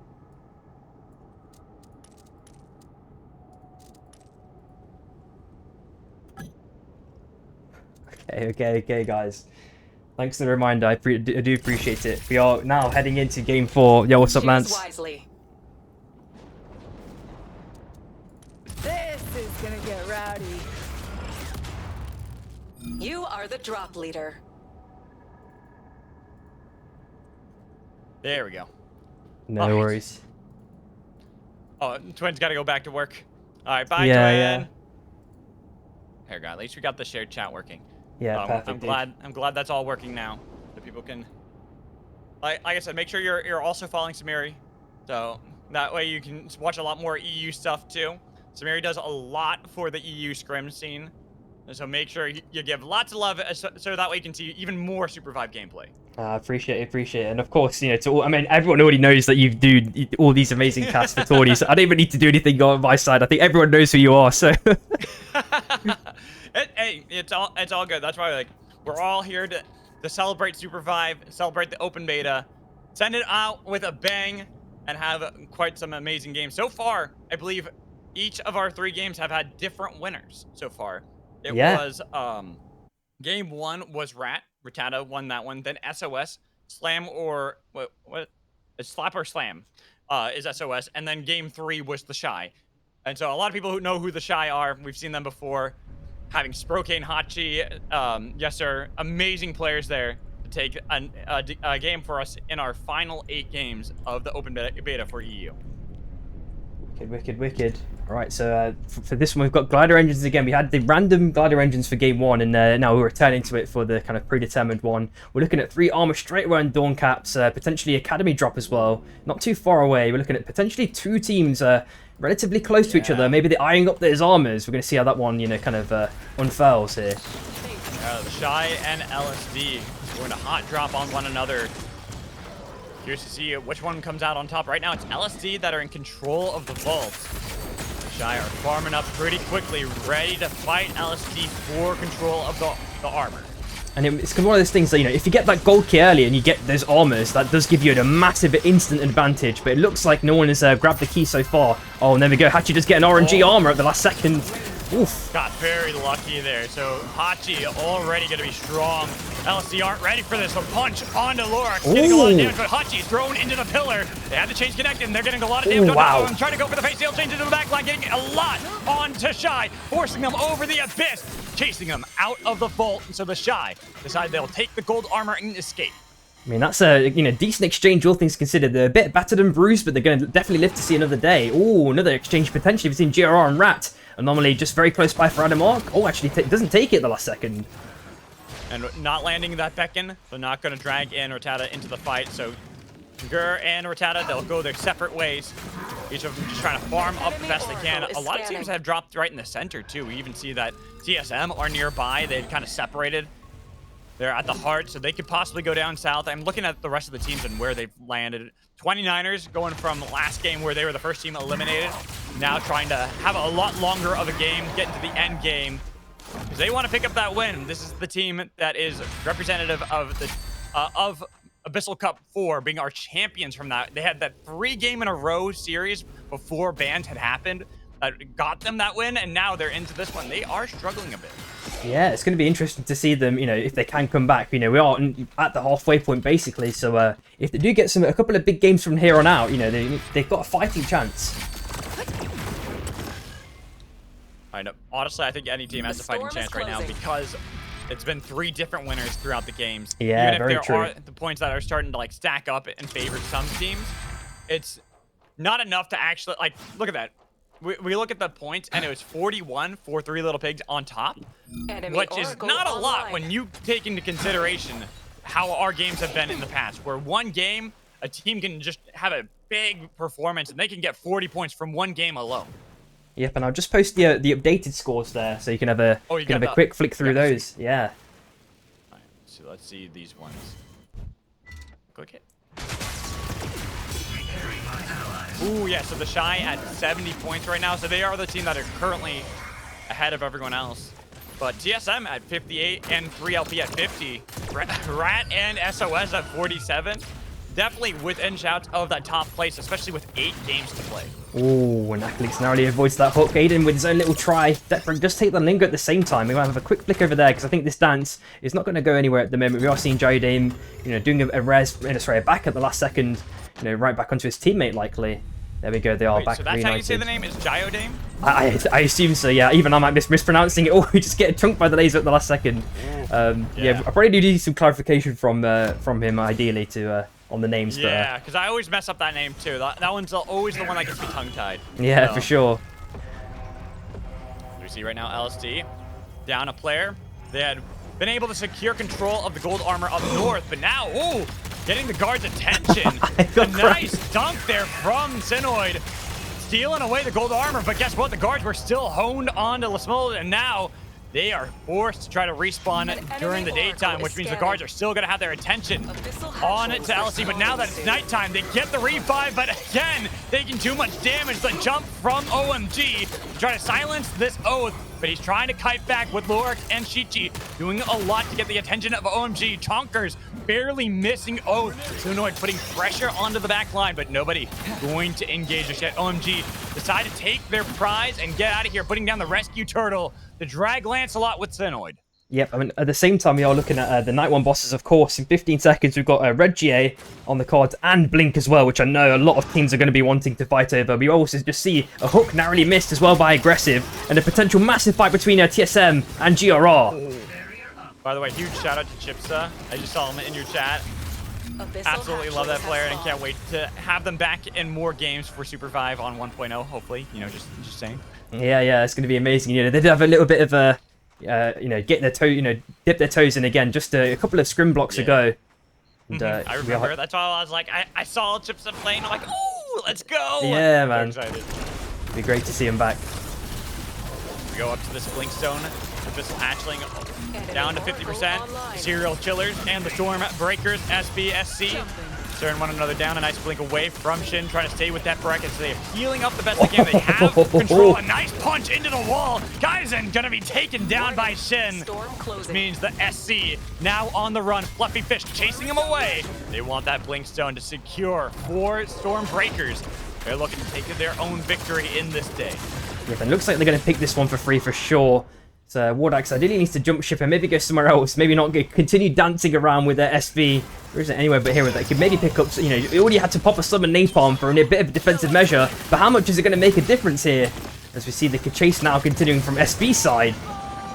I was looking at that Screamer like, there's no way we get a second Screamer kill, right? It's not going to happen, but it is going to be Wardax punched and pushed every which direction. Somehow, though, was able to actually escape for now. It is going to be a difficult scenario to get out of there alive while we go down south over to the desert. Theo recalling to join back with the team because Rattata were on their position. We even have the 29ers. We talked about them before. They've been farming out Cold Fang Keep, a much more passive game. And they have Red GA, another game with Red GA. But look at that loadout for the 29ers. Yeah, very, you know, super nice powers, all things considered, and they are, you know, very aggressively pushing a SOS out of this, after the desert biome, it seems. Mana is now potentially caught on the left-hand side. You know, Bruce does that nice dash shield bash. Abyssal Breaker also popped. The hook doesn't connect from both sides. And now it looks like, you know, it's going full fat. Mana on very low HP. Let's see. Trying to get away. Nice Spirit of Fury to take down Mana, and they push him away from the Wisp, saying that you cannot bring back up your Bishop instead. SOS are on the run, still trying to escape, maybe go to Wellspring, but that is already controlled by FBI. Yep, and we are looking at a mini dance here between OMG and Lurox. Those zombies shit you with the Arcane Rogan, of course. Also, shout out, I just see Ashikata as well in the chat. Lord. Gonna put that on pause because here in the Chaos Steps, already having a knock into the back line onto OMG. Lancelot down. Kaizaro down, only Sinoid who has the stolen golds from before and Kobayashi's that might be able to escape. The bunny's out of there, but now it's going to be FBI joining the fight. Abyssal Breaker was body blocked by the shield, but it still broke down Shichi. While the Shy pushing in from the east. They are now getting targeted. They look for the kills onto FBI, but it's instead going to be LSD who take the attention away, letting Lingo get away. But now Stormbreakers, they join in the third party, the fourth party, and remove Hachi out of the fight, leaving 2 alive for the Shy. They try to see if they can tackle Yasser into the back line. He tries to escape, but he's punted into the wall. It's only Sprocaine for the Shy to survive. Wow, and it looks like Lurox is also last alive for LSD. As you mentioned, that fourth party left with, you know, so many people, you know, without a home. You know, they're all orphans here. There's no one left. Oh, and Innovation also dies as well. Lurox just managed to make his way out with that distraction, you know, kindly provided there by Innovation. What, 3 teams now with only 1 player left? OMG, LSD, and SOS only have 1. Oh, and the Shy. So that's 4 teams that only had 1 player get away from that full fight. Yep, and ideally Sprocaine needs to play the bushes here because we do see SB and we also see the Abyssal Eye on Ori as well, so they could potentially start hunting Sprocaine down unless he does get a res off, which I believe he is sticking down the north side, potentially for free, or is considering it. We are seeing the nuke dropped as well. And it looks like Shin is on Bruno HP here. We see on the kill feed that Theo, the one survivor for SOS, was able to get a pick on to Rat, as we see. Control of XP Soul went over to the 29ers, and there, the Shy take advantage of the fight at the Soul. They are able to finally get that revive off. Took them a little bit of time. We see that Three Little Pigs innovation had been spotted out, was able to get pick on the other side, while the Three Little Pigs getting attacked from all sides. Rat pulling him back into the fight in a 1-for-1 trade, leaving 2 on each side, with Gur only having gone for how many teams only have like 1 or 2 players? Wow, this is the most insane game I've seen of trios, to be honest. This feels almost like a squads game that we had in the pizza party just yesterday. You know, so many fights happening, and then you just see one person get a fight off during, a res off during like a chaotic fight. And there's so many teams already playing Abyss. We can see on the left hand side, Shy with the E-plat already. There we go. It's glider engines too, so yep. With only having 1 player, you have that ability to go out into the abyss and keep your team alive. See, a lot of these teams that had been down to 1 player, FBI and the Shy, back fully formed, holding onto the E-plants, base camps, even jump pad from FBI. They're looking to see if they can attack Shy, but instead it's going to be them. Force off their E-plat over the abyss, almost finding the snipe from Sprocaine, but it's going to be SB coming in from the north with their own E-plat. Blink-stone almost landing on FBI, but barely missing.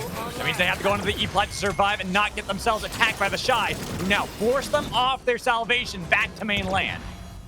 And it's going to be like very easy for Shy to maintain ground, obviously, with the Sprocaine on Saros. You know, any Saros comp like that is going to have a field day in glider engines, especially on the left-hand side in the full abyss. Also looking at SC Bureau.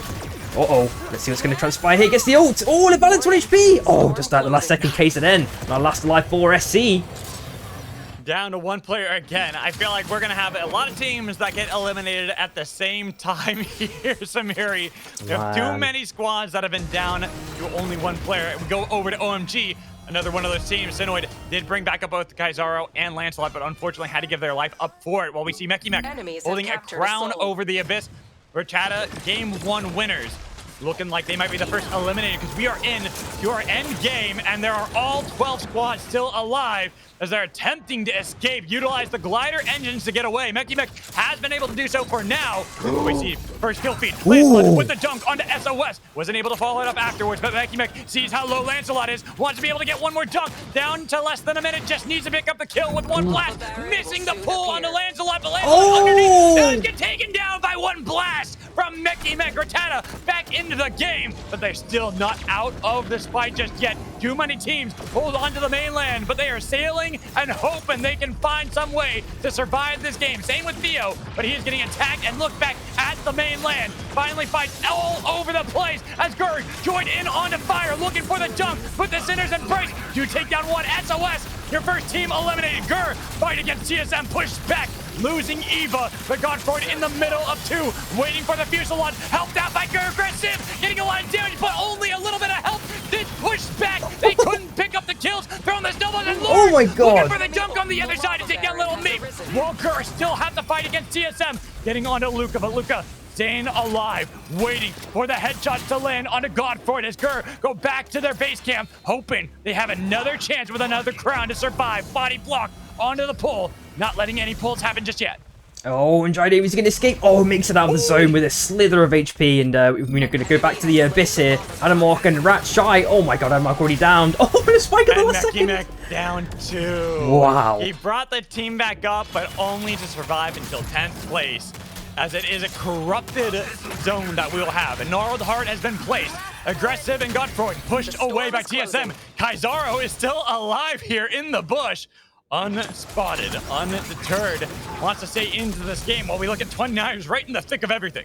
Yep, and we do see them double sold up. You obviously see the Gnarled Heart as well, so we definitely know its position this time. And it looks like Shy just staying on the on these boxes. They made their own little DIY E-plat, it seems. Chi Harara now on the south side, potentially dancing against 3LP. We'll see if anything's going to transpire here. I think it's wild that we have 9 squads remaining, but only 19 players. That's barely more than 2 in average, as now 3LP getting attacked. Godfroid almost had it on the Accolings, but a great play from 3LP to deny the resets, as LSD are taken out by the Stormbreakers. Aggressive, the last player alive for Gur. He's trying to avoid the Shy, but they know he's there, going over his head, and he's still playing with the elevation. The Sunblast does not find the damage. 3LP getting attacked Ori still trying to get away while the Shy were able to take down Gur. And oh my god, Aiden's going to get rest very, very nicely delivered with that wisp. And Hachi's sitting with the punch onto Furatiza, 1 HP. Oh my god, he does get away with it. Wait, sorry, doesn't get away, never mind. And Shin is sitting out with the Fusillade, actually catching Aiden off guard. Aklink's last alive, 4-3 LP. Punch narrowly missed, but the Abyssal Breaker absolutely chunks him down. And he's just, you know, 10 to smithereens. 3 LP are out in 5th place, and it doesn't look like the fights are stopping anytime soon.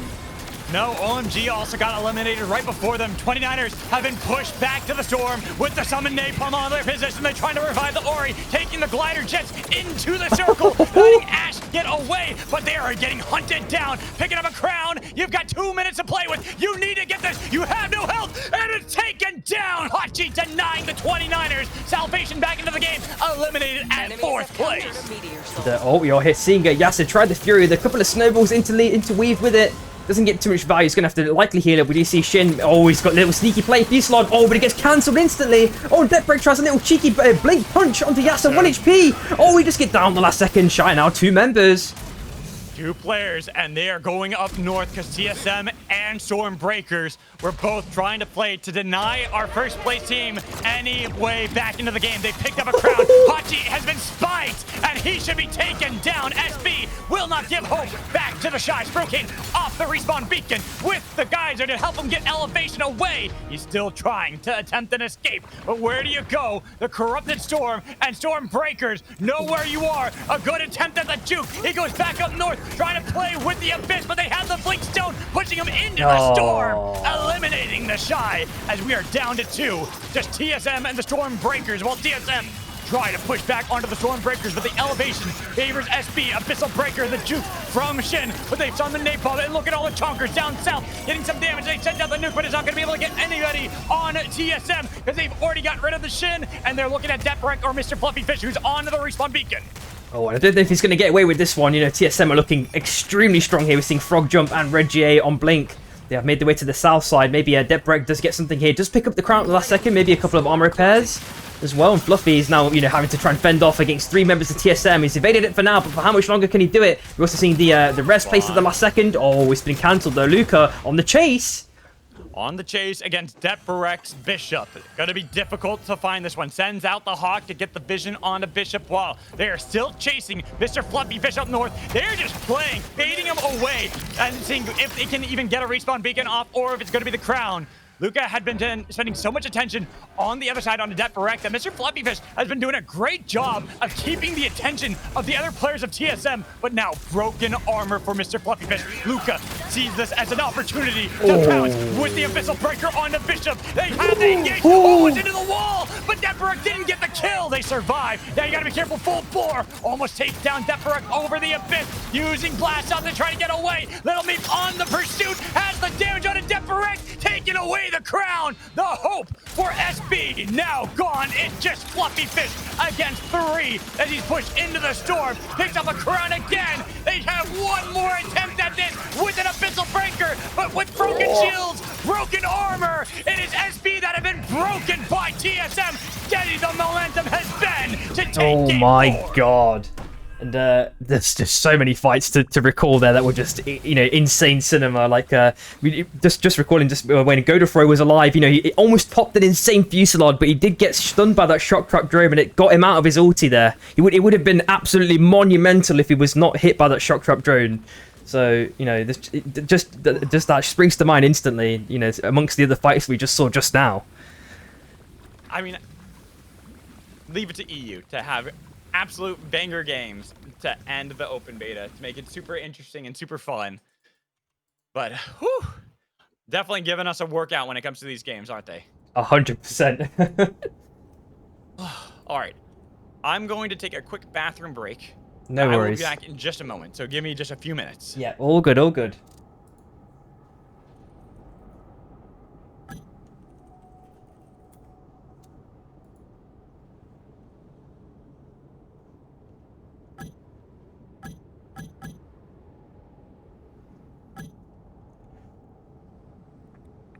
And thanks to everyone who's you know, followed in the past hour or so. We've got like what is it? 4 games left still. 3 or 4 games? I can't even remember anymore. A quick flick over at the scores. Yeah, 3 games left. Let's need to have a quick look at the Storm Shift for the next game.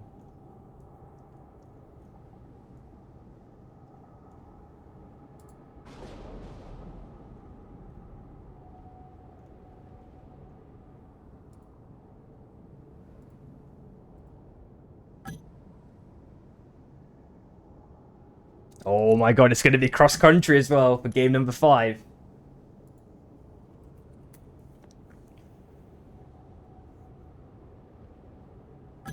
And yeah, Relic, I did catch I did catch Magical say that, but oh my god. Oh man.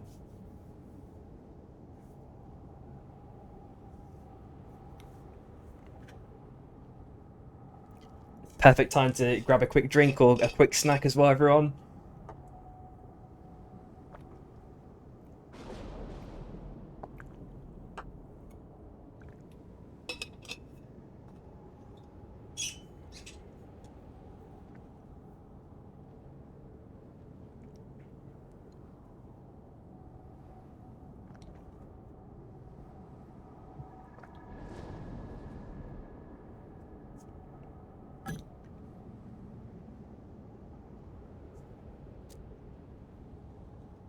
I will hopefully post the scoreboard once it's updated.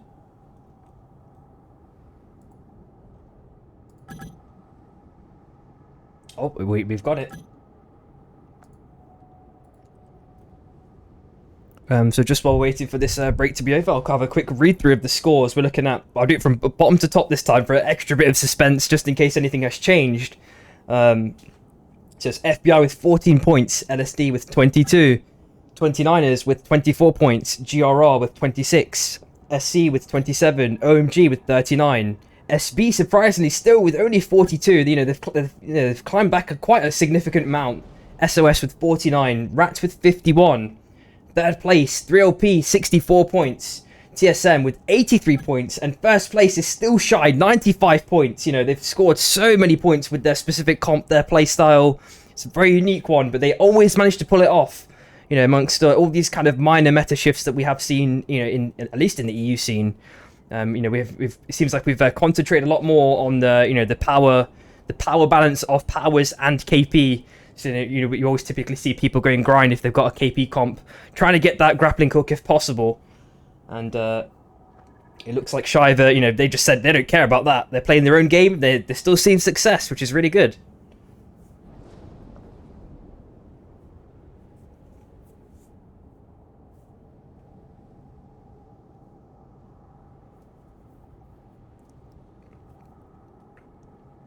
Alrighty, let's get a quick ready check in for all of these teams.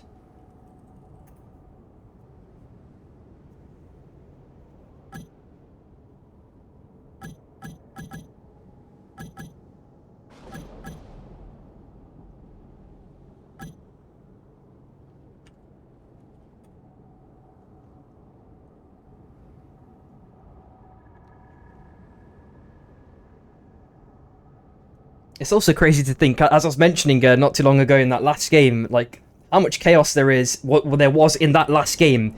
That was, you know, if people want to make an argument for combat clarity, when it's a third or fourth party, I'm sorry, but the combat clarity is just the same as squads. Like you have to say that. Like that was it's a very, very hard set of fights to completely track accurately, especially when like you know, there's other modifiers in the mix with powers or you know, teleports anywhere but here's anything, you know, just makes everything even more chaotic and hard to track. Maybe you could argue on average that the combat clarity is a bit better in trios, but you know, that last game especially was not it though.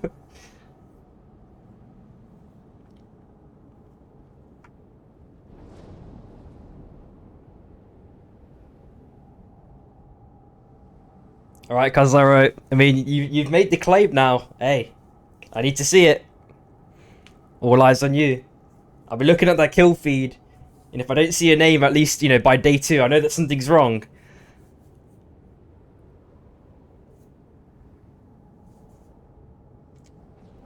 I mean, Lance nearly made it away there on the left-hand side of Abyss last game.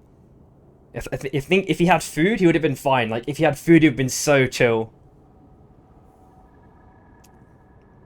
Because then maybe you could have just kept getting dunks, but because Nan's just on like 1 HP, like Rat just got the reset, and then everything changed from there.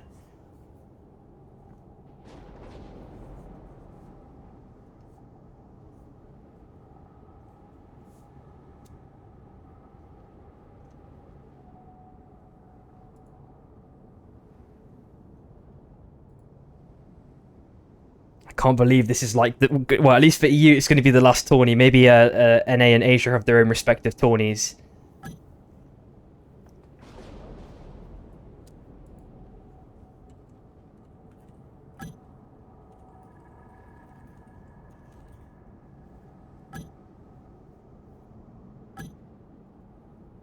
Alright, it looks like everyone is ready, so I will be starting the game very shortly. Just checking it's cross country, which is correct if I'm not mistaken. And let's get the started check going, or just put the starting in 10. It's probably better. Alright, sorry about that. No, I made a cup of tea. I took advantage of that to make some tea as well. Nah, that's the perfect timing, dude. Absolutely perfect timing. Lario is just saying, I need a new chair. Yeah. I have far more pressing concerns. Like, that's also where it's like, I hope that streaming can do me good when we get to 1.0, because I need a new computer, I need a new chair, I need a new mic, I need a new headset. So sadly, a whole like massive upgrade. Yeah. But, I mean, your mic sounds fine to me. I don't know. Oh well, so if you notice, I have a microphone, but I have a headset that has a mic attached to it that I used to use, but the mic on this broke. Oh no. Yeah, so that's why it's like I have like a kind of janky setup right now, where it's a good mic that I use, but it's not meant for shoutcasting.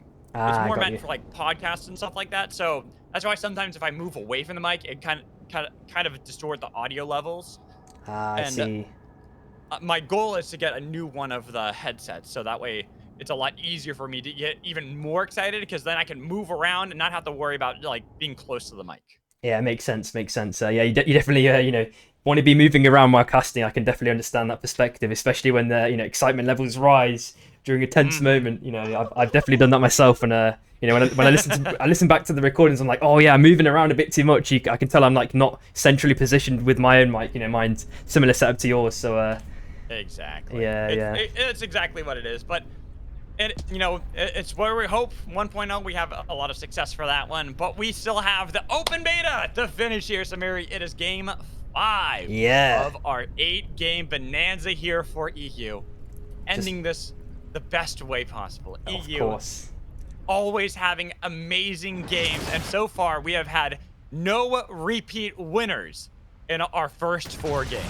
Yep, they really wanted to shake it up this time, and I'm sure everyone just shook hands and said, "Yep, let's just make it like in crazy cinema, just to make sure that everyone gets their own little win. They can feel good about themselves before the service closed for about a week, and then we get officially into 1.0. We are looking at a massive fight potential between SC and DRR. And a nice pick already, taking out Eva. Godfroy trying to get behind the rock, but level 1 against level 3s, it's not looking too good. The only thing that might be the saving grace right now for Gur is that they had separated. Godfroy getting the attention of 2, taken down pretty easily by the serial chillers. We see there's still an attempt. They're chasing down the last player of Gur. We go into Cold Tank's Keep. 29ers went for another drop into Cold Tank's Keep, this time contested by TSM, who took game 4. Looks like they're just skirting around to the left-hand side. I think they got a couple of those gold chests, a little bit of income there to supplement their kind of ascension, hopefully, to another win. We are potentially looking at a continuous chase. Wardax, he's done at least a 10k sprint, trying to chase aggressive here. And looks like he's not stopping anytime soon. Nice sidestep there from aggressive. Farming up while running away, too. Not bad. The Warlock chasing so far on aggressive. Where's the rest of SC? Well, we see that LaBalance had been taken down, attacked by the 3 little pigs. So all of this attention the Vortex put on to Gur. Now you have to make it worth something, because you have chased this entire time with the recall, but silence from a nice spike from Vortex. Goodbye, aggressive. They are out 12th place, so it looks like another fight is transpiring now. SB and LSD keeping this going. LSD in a bad spot against the Stormbreakers, and they too will be down to one player. It's only Lorax who was able to manage an escape. Taking the chains to over the abyss. Death Break right behind, utilizing the satchel. Keep up, even a blast up because they already hit level 7. Wow. But a nice spike from Lorax, at least denying for now. Anomaly onto the other side. The rest of Stormbreakers can take that to try to chase. They are really committing to getting Lorax, but now with the rings at his beckon, he'll be out of there.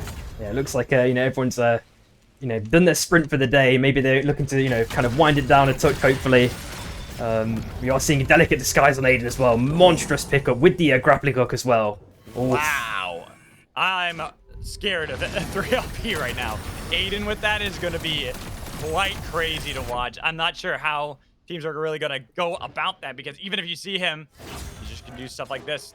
29ers had gotten rid of Aiden from the base camp for now, but Aiden's still very sneaky with the recalls on his position. 29ers, yeah, how they want to. I don't know if you saw that they just EMP'd it as well. It's just like a just marking territory like a dog almost. Yeah, pretty much like no, you can't have that. That's ours now. Yeah, We're exactly. taking that away. It's so petty as well, especially so early game to see that something like that happening. Can't believe it. But honestly, there's a delicate disguise kingpin. I think it's worth. You see that, you're like, yeah, no, you're not getting any advantage here. You're not going to be able to get that. But going back into the Wellspring, a nice spike from the Serial Chillers. And Serial Chillers, where it seemed like they might have overcommitted before with that chase onto Gur. Been able to bring back up the balance, and now they're fully formed. But we go over to Rattata and LSD. Rattata haven't been doing so hot since that first game win. But now they are beating up LSD and taking down an O. This could be their moment to finally pick up a second win. But LSD tried to disengage. Lorax went onto the other side. Cookies is pretty low. And they're still out in the storm. Carbine, the target, trying to get some damage. A nice spike onto him leaves only Lorax alive. And looks like another massive potential fight on the desert here when you see Lingo chilling in the bush. Tried aim, punching away at the last second for that extra bit of mobility. A massive dunk by in the last second. Fluffy now in massive danger. You see the Fusillade with the defensive dagger and doing so much damage onto the hands of 3LP here. We are seeing the rest coming up from Fury. The heal for Fury at the last second with the heals onto Akalinks. It looks like most teams have reset now after that mini engage. Probably going to look for round 2. Gold armor for Stormbreakers. They know that they have that power against 3LP. They just got to make sure they punish the delicate disguise being down on 3LP. That's why they're chasing so far for this one. Going all the way to the end shrine to try to get on top of them. But they took a lot of damage now. Shin going to be in trouble. That's when Aiden comes out of nowhere and has the dunk onto the back line with the overkill rounds onto Shin. Barely took that blink dagger, there we go, out of there to try to get away, but it's not enough to get Shin out of danger. Oh, and it looks like at the same time LSD managed to get a res or a box res or something along those lines, but Small is still down. And, we are looking at day 2 mob resets, so hopefully they can get a biome to farm to keep, at least get level 7 at the very least, well, for Shitty at least. We'll see, Yeah, it's not looking too good for LSD, though. They're way behind here on where they need to be, the ultimate poverty run, and they run into 3LP in Enshrine, so Lorax is going to die, leaving only Shichi alive. And we are potentially looking at maybe a 3-man dance, SC, Shy, and FBI. We know that FBI are, they're back to a 3-man again, so it's not too bad actually. And, those mobs are being fought for, of course. The ebb and flow nature of Super Revive, especially at a competitive level. We see sometimes a team can get wiped like Gur earlier, but oftentimes we see this is the case where they lose a player, bring back the other players, then look for a fight. Now that we're in day 2, a nice pick onto Wardax. Able to get one onto SC, but the rest of the team already trying to disengage. Kaizen using the blast up to get out of there, leaving LaValence alone. But Yasser was hunting the kill over the abyss, keeping SC far away from land, and it is not a glider engine storm ship this time around. Not nearly as safe, and a nice Veritas Fury to keep him out of the storm, even putting down the E-plat to make sure they get that kill. It looks like LSD are back again as a 3-man. Finally, Kichi trying to go over the wall if he could, but unfortunately kind of scuffed that one at the last second. They had to circle around now. And we are seeing a couple of mobs left on this kind of narrow corridor between TSM and LSD. Lurox with a little bit of RMB exchanges. The shock drone is also placed, not doing too much there. We are seeing also the damage soul spawning in not too long. So that is going to allow or make a lot of teams converge down to this, down towards Skyrats potentially, and then potentially a massive fight on the top side too. Ori on very low HP. There are a lot of teams here, and already the pull under the 29ers already taken down, and with SB pushing south, they could have attacked SOS, but instead they decided to go for the long wraparound around because they already know that they had been split up, and there's going to be a nice pick onto Shin with Ash, the last one left for the 29ers. Hoping that the anomaly shift was enough. They didn't juke Meki Mek. He was wise to it. And goodbye, Ash and 29ers taken out at 11th place. Yeah, and it looks like, Shichi might be in big trouble here. OMG. Oh, Senua just get the final hit actually on Shichi. And who's left, in fact? They were able to get the full revive. They have the other two players, so yeah, they're okay. Lismold and Lorax are alive. But it has been this ebb and flow for LSD to stay in this game. It's been really tough for them, and speaking of tough, SB have also been having a tough spot as they're trying to disengage. But now Shin, who's just been revived, and the blast off body blocked by SOS with the Fusilize pop, getting some damage, but not enough to pick up the kills. But it was the blink back towards the team to make sure that they're not eliminated just yet, but more players getting eliminated across the breach. Yep, and I'm going to quickly flick down to the south side just to see how that soul is going along, how it's progressing. Some very low HP. Looks like Shy take it right at the last second. No level 10s for them, apart from Hachi, if I'm not mistaken. Yes, he did get it right at the end. Yeah. Very nicely done. The Shy in a good position. We talked about before, no team has gotten a repeat victory just yet in our first 4 games, but going into our final 4. See if any team is going to be the first one. FBI split up.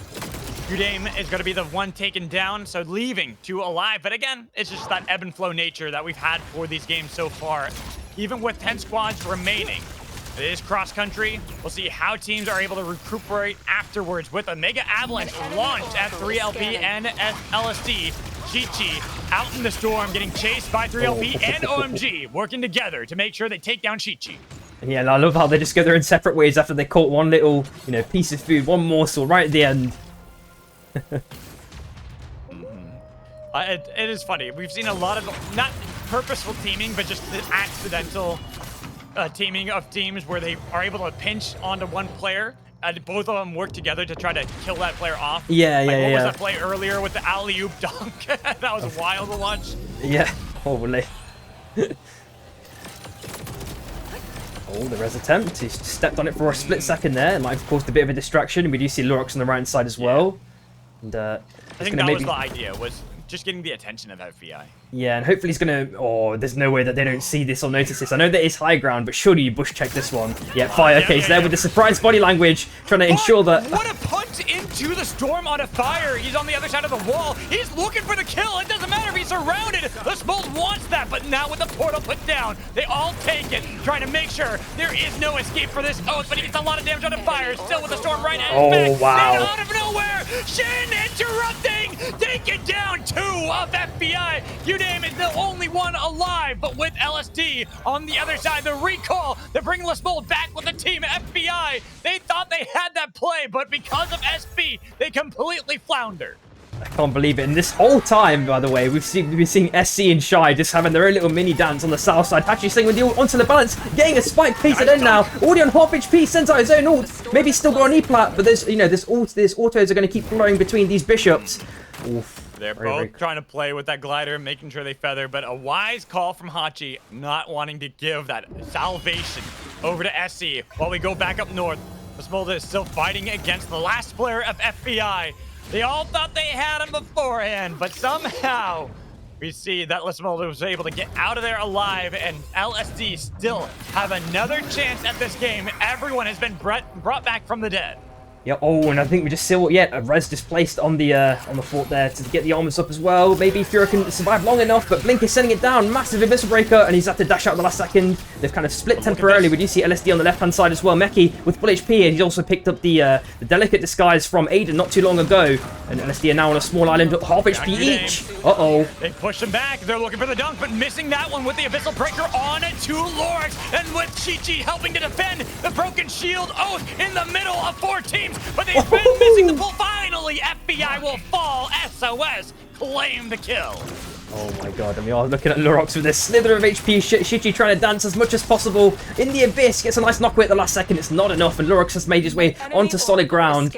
You know, with that, there's still that slither of HP. There is a res on grind potentially. We are looking at Eye of Amorius in about 15 seconds or less than that, actually. Once the circle does move. That's the problem here, Mary. It is cross-country storm. So while you have over there that you can go for, Lurox tried to go for it, but there's a team already in the position, so they eliminate them finally. It took a long damn time for LSD to fall. When we look at TSM in Sky Restaurant with the crown, almost getting Hachi, but Hachi away. Little Meep chasing. They've got the assist for Blink, but he still has a minute left on the timer. Three Little Pigs did not want to engage and give Blink that avenue back into the game. And that was 6 kills with what, an 8th place. So they're not going to have like monster placement points like they did before. Oh my god, Kaizaro again. What a full bore to take away the crown that could have saved the team. Very, very nicely done. And we are looking at Meep, last alive, double sold up. So if SB want, you know, more than an appetizer, that's a 3-course meal there if they can kill Meep. And we are looking at 3LP maybe cycling down as well. I think they still lost Aiden. They don't have him back up. So, you know, if they do wander down to that south side for the crown, maybe looking for a fight on Shin, you know, there's lots of appetizing, you know, meals on the south side potentially. We need to see who picks up what though. Shin can kind of put themselves at danger for a moment. And looking at a lot of the crowns that are still available. Unfortunately, it's not Little Meep and TSM that have it. They lost that one with Blink being taken down, but Little Meep wants to get that base camp, and with the storm quickly enclosing onto them, they get sniped, and there's TSM out at 7th place. But we see back in the storm and back in the circle. Teams are now trying to chase this crown that's been picked up by Rat, but they're going to go up north to keep themselves safe. While down in the south, it's just Fluffy Fish alive because there was a snipe on 2SB. Shin down, Fluffy Fish out, but 3LP on pursuit. Oh, let's see. Oh, we are seeing the backs come in as well, and obviously, that, you know, looking at the next circle movement, it is going to the left-hand side again. And it looks like, you know, things have calmed down just as it looked as it was going to get tense, as you mentioned. The ebb and flows, ever continuous in this game. We are looking at, you know, standard bush check procedure by 3LP as well, just making sure that there are no rats just chasing around, you know, looking around. But oh, SC right at the end.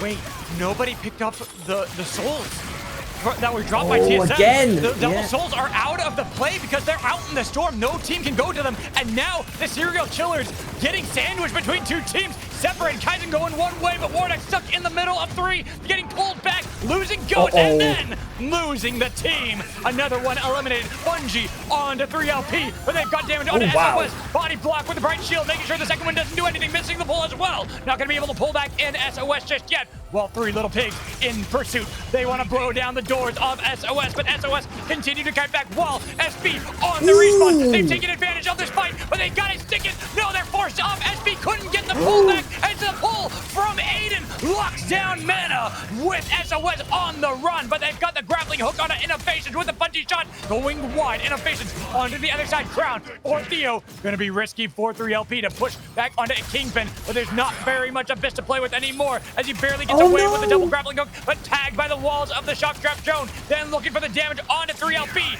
but still they're kiting, still they're escaping until Fluffy Fish out of nowhere. Abyssal Breaker wants to take down the crown while Innovations blocked down by the Bungie shot with the traps as well to take out Innovations. Theo in a battle. Fluffy Fish brings back the Storm Breakers off of SOS's back. God, I cannot believe that happened. What a sequence. Absolutely wild there from Fluffy Fish to give SB hope of winning this game. Only one squad left that has won a game so far. Rat have been living up to that name and somehow ratting their way through it all.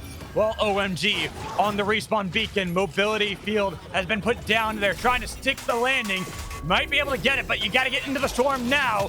It is a lot of damage already put onto Lancelot, and that's why the 3 Little Pigs trying to play aggressively. Grappling hook, mega avalanche on the other side, but it's only to grab the wisp of Kaizaro. They lose Lancelot, but the bunny will bring back up Shrike. It's just the 1-for-1 exchange there. You know, nothing was really gained, to be honest. They just lost Lance again, and all the ulti by Death Break, the stun as well by Luna right last second. The two-way as well. Kaizaro and Bruno HP. One hammer will seal the deal, and he is down at the last second.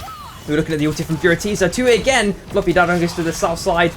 The ulti Sinoid. Okay, still last alive. Let's see what happens. Oh, Look but at the the last. alley-oop dunk onto Sinoid and then onto Fluffy Fish. Both teams gone. Rat versus 3LP. One team looking for the repeat win. The other looking for their first on the board. Just have a quick look over at the items of power with Soul Stealer and Akalinks, Masamuna and Furo. Wow. Frown potentially just on the edge if someone does die. We are looking at some armor repairs coming in for 3LP finally. How much money have they got is the question. Yeah, they've got enough to definitely get everything repaired in time. But Meki still has that delicate, it's just finally been found by that ward at the last second. So, they definitely know that he has delicate, it's going to be one of those like kind of mental checks that they kind of need to keep remembering as this fight persists. You don't want any, sort of mental fatigue where you temporarily forget and then it's just spells the end of the game. And looking at Rat right now, 3 gold armor and the delicate disguise that Aiden had previously. Remember, all the way back at the beginning, it was Aiden who got that delicate disguise, but Rat now have that onto Meki with the grappling hook. It is going to be answered by the Mega Avalanche grappling hook of Aiden. Which one will be stronger? Waiting for Meki to land that pull as they put down a base camp to get information. Aiden is potentially cycling around. Oh, he's trying to do like little sneaky hooks in that kind of narrow corridor. Nice displacement charge, just force Akalinks away temporarily. Meki's just walking up, wandering. Oh, doesn't get the hook, but he's going to have many more attempts to find his prize. Look at where the storm is taking the teams. It's taking them towards 3LP, this cross-country storm. Going to work for 3LP right now, while Rat are hoping to find a cross-country play with their side angle from Adamark. He's still hovering on the other side, looking for the potential play on the flank and letting Meki full control of the keep for now.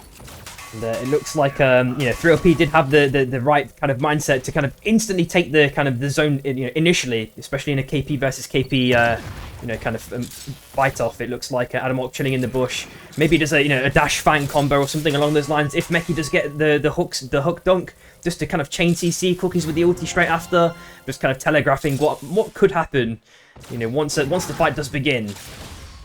Now this Rat comp, we didn't really talk about them. They're just because how aggressive this comp has been and having them all be things that want to engage and jump onto the back line. Bishop, Kingpin, Oath, a very crazy comp to see. Yep, and we are looking at Adamark just temporarily lost that shield, but it's brought it right back now. So it's all gonna just lie on that one of the KPs getting the hook. So that's gonna start this whole kerfuffle.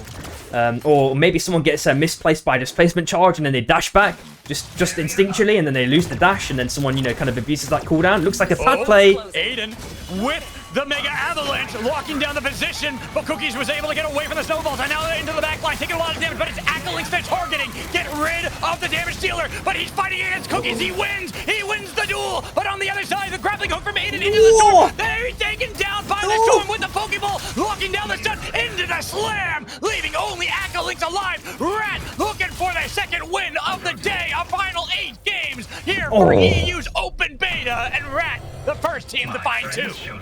Very, very nicely done there. And Aiden, Akalinks had it, won his ones, but, it wasn't looking too good for Aiden, that pressure that was applied onto him. He made it back onto solid ground as a wisp, unfortunately. But, yeah, that is Rat taking game number 5. Woo! So, finally bouncing back. They'd been struggling since game 1. Like, they've had that early exit in game 2 where they were the first team eliminated. I think they were the second team eliminated in game 3. They've made it a little bit further in game 4, and here, winning game 5. Nice to see them. It's game 5 of 8. So they're playing 8 games total today. And ending, like we keep saying, ending the open beta with a bang. These games have been absolutely amazing. Wicked stuff. All right, I'm just going to have a quick flick at the next Storm Shift real quick, and hopefully we can get straight into that one. 1 second. Yeah. And then, Twin, I'm gonna message you. My wife said that she's down for that. Just send her over, send over like the requests that you have for the emotes.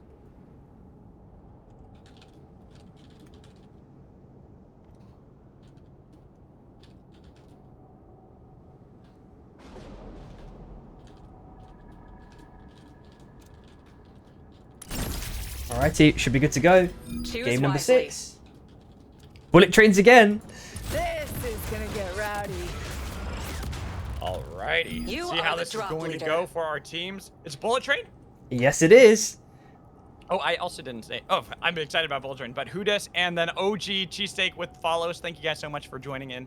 And make sure, like I said, you're also giving some love over to Samiri if you haven't already. So I'm going to put. Appreciate you. Thanks everyone for watching. Oh, my bot didn't work. Shoot. Let me see it. Oh, just a minor typo, no worries. This first. Oh, is that why? Yeah. Oh, I see. I had an extra B in there. That's why. Yeah, it's all good. I was like wondering. I'm like, where did I mess up? Oh, I put it in your chat now. Damn it! I'm messing this. Oh my god, I am just failing. I am absolutely failing now. I mean, getting a megaphone might just be the best approach and just screaming out the window. There we go. Finally, third time's the charm. I got it working now. Appreciate you. Thank you very much.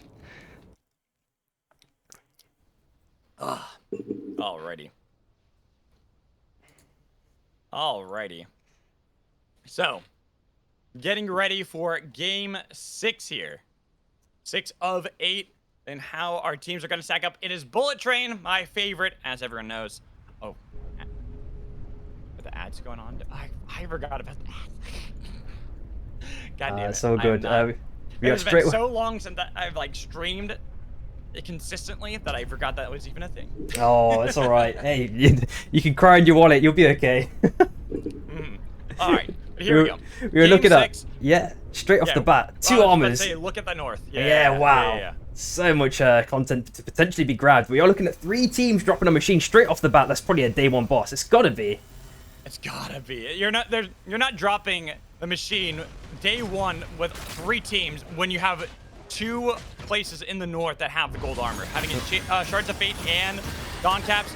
So definitely gonna be something to fight over. And we see that Rat drop with FBI. Udame was already able to get level 3, puts down the chain and looking for damage on Adam Arc, but putting up the shield to try to defend the rest of the team so they can get back to the minions. Mech in the brush. And FBI make a good call, decide to fall back. Yeah, he definitely was going full bodyguard mode there, and surprisingly, no one even listened to our call there. No one for the armors. It's just Shy taking them for free. It looks like an SC and LSD having their own mini face-off here. Shichi on less than half HP. Less than half, but at least it's better than 0. Heals back up. Has another chance to fight, and here we go. An Abyssal Hatchling. This is going to be the fight for SC and LSD right now. Which team is going to be able to get the item, though, is going to be really important, because right now we see both teams doing a lot of damage. A nice snap back over towards SC, but going to be the attempt. They do get it! Lork stolen away! And now SC in a bad spot, but they got a lot of damage on Lustbolt, who switched it out. Oh my god. This time around is playing Jewel, but that was a lot of damage. LaBalance almost was able to find the headshot, leaving Shichi alone, but was able to push back the kill onto LaBalance, despite 3 being surrounding them. What a surprising brawl, surprising brawl in one instance that he actually, stole it, and a surprising brawl that, there was a kind of 1-1 exchange, the small from behind, on very low HP, narrowly escaping right at the end. Wow, what a chaotic fight. It feels like things are slightly mismanaged in respect to, macro and focus. But, things are, the micro did carry things out right towards the end, which is at least good to see. It is. It's really nice to see how they're able to get out of that one, and all the teams surviving, so no day 1 deaths just yet, at least for the teams. Been able to get out of there. And warning, storm closing. There's no way. With the meme in chat. Not at all what I said. Not at all what I said. As right now we see Godfroid, nice anomaly to try to escape from the 29ers, and finally seeing the 29ers not drop just a cool thing. Having gone for a different drop here in Academy/Gridlock. And they're winning pretty handily against Gura. Nice knife there to take down Godfroid. And it looks like the fight's going to neutralize itself. Aggressive has made its way, completely all the way to Machine, starting that res off right off the bat. And it looks like OMG did pick up some nice powers along the way. I think they, I think they may have done an under-rock potentially or something along those lines to have Abyssal as a power. And they are buying up now. Raccoon. Yep. They're in a pretty good spot. Like, looking at their items right now, looking at how they are, the double blues is okay. They would definitely like to get one more onto Lancelot, who's not with the team, but Kaisaro by himself out in the desert. A nice satchel back to push Kaizaro into the fight against the serial chillers. But Kaizaro landing one auto attack, needs to land the second one onto Wardeck, but instead puts the attention onto LaBalance. It's the strike battle. Oh my Looking god! for the headshot, but his body blocked by Kaizaro and finds it onto LaBalance. 1v3. Kaizaro fighting against Wardeck. One more speed with the full board. Gonna go wide, but he's using the pillar to his defense and tries to survive, but Wardeck takes him down. Almost a godlike play for OMG. Yeah, that would have been so nice to see. You know, you said he was in the chat, he was looking to farm clips there. And he got really, really close to hitting. And if he got 2 there, it would have been really nice. You know, even if he died at trying to kill the 3rd, it looks like a potential engagement. 3LP sending them themselves, you know, full force into TSM. And 3LP might be a little bit angry from the last game. Coming so close to winning, but falling just shy at Ricada. TSM, another one of our teams that has already won today. They are going to take down Luca already, force the other players out into the catacombs. Oh, and it looks like Fire is trying to... Oh, sorry, it's Linger in this case, trying to survive. But all 3 members of 29 are just completely surrounding him. He's already outed. We are looking at Avalanche for the Night 1 boss in about 30 seconds. And there was another power here, which I didn't... Oh, yeah, there we go. Shredder in about 30 seconds as well. On Mana Coils, GR and SB with their own little mini fight off here. And Gur having been at the brink of losing already in this game. Now back with the fight against SB, getting a lot of damage onto Shin. Try to see if they can kite it backwards, but they get the kill. Shin takes him down, and now hitting level 7. Fusilon picking up the kill, but now looking behind them. SC coming out of nowhere to take down Shin. Looking for Deborek. He's got the satchel to try to get the distance away, but Gur, they're out of there. SB now in a hot pursuit, coming in from SC, trying to take down Deborek, leaving only 1. Oh, luckily that just gave enough time for GRR to, you know, probably likely get a full hot res here, kind of unscathed. And just below that on Prisma Falls, look, another massive fight is transpiring. The CT already used full bore. They're looking for the 29ers who have been struggling today. Our Abyssal Cup 4 champions keep mentioning that over and over again. By the way, if you haven't checked it out, make sure you always check out Battle Hub and Just Relic because we host a lot of awesome tournaments that way.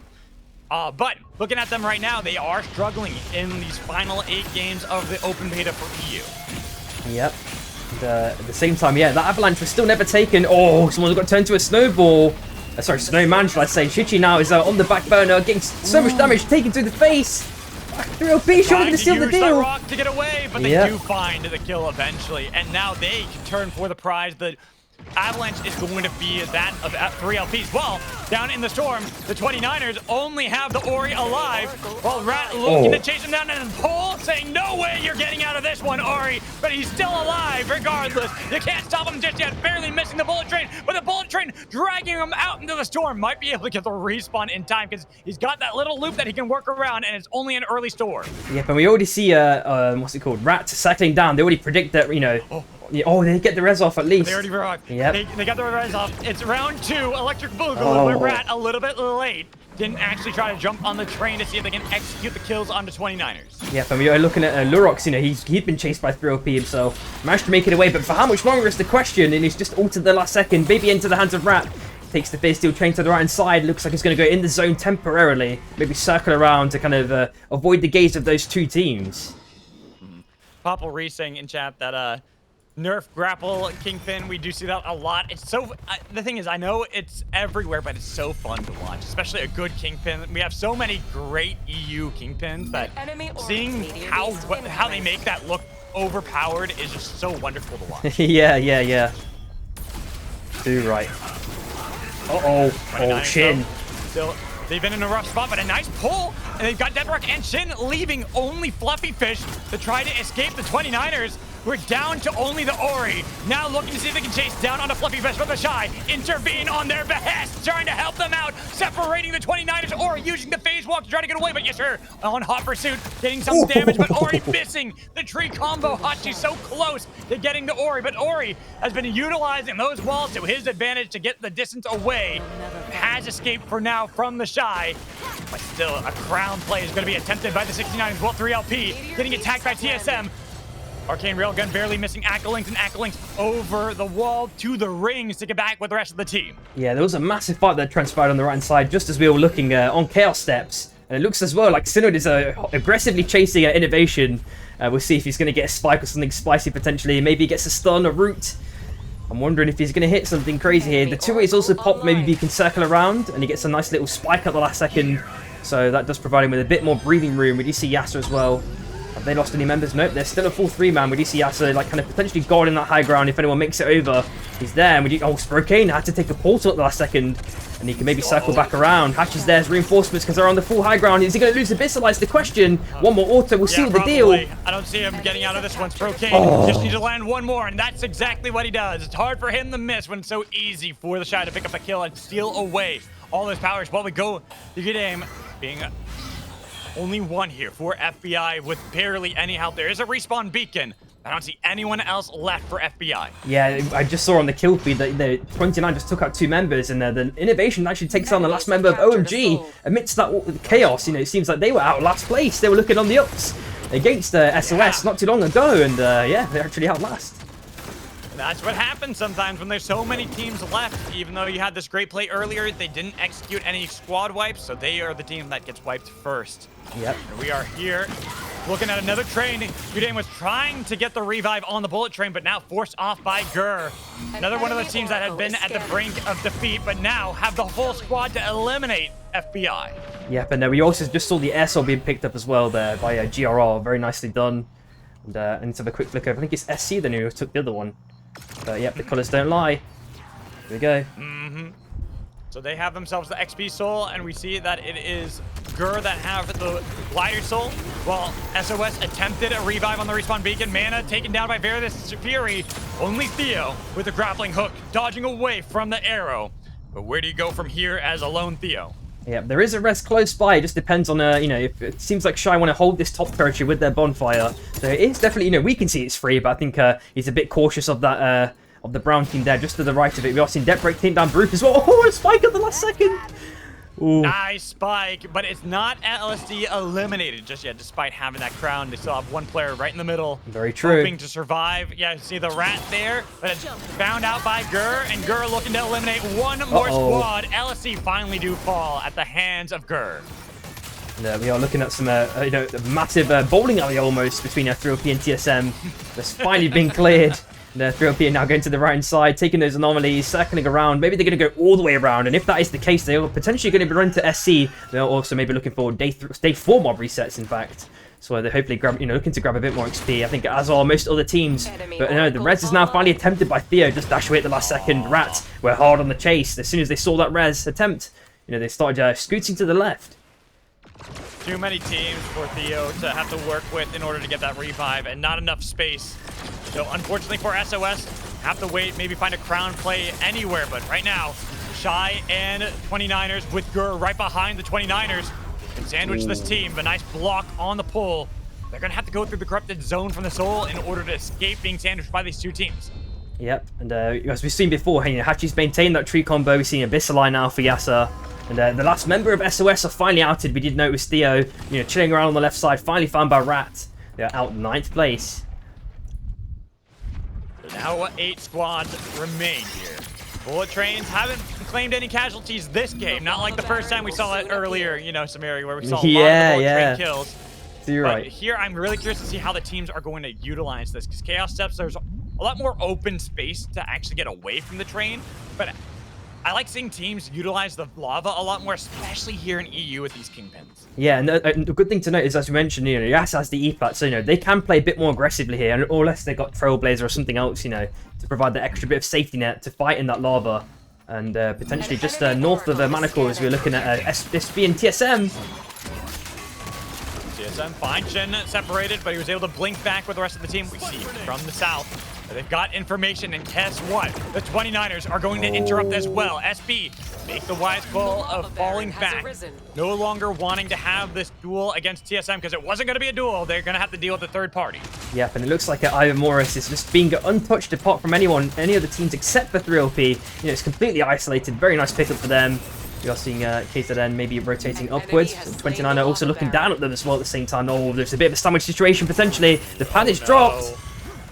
This is a very awkward position for SC. They take the jump pad and go right towards Rattata, but it's going to be Animar pushing him into the wall, keeping Vortex pinched, but the pull to steal away to kill takes out the serial killers. Kaizen tries to get back with the blast up away, but leaves a balance in the middle with the Shy pushing in from the north. The bullet train about to clack down the track, and then 3LP engaging onto the 29ers. Mega Avalanche, they've got a jump pad. They're trying to get away over the wall, but Ash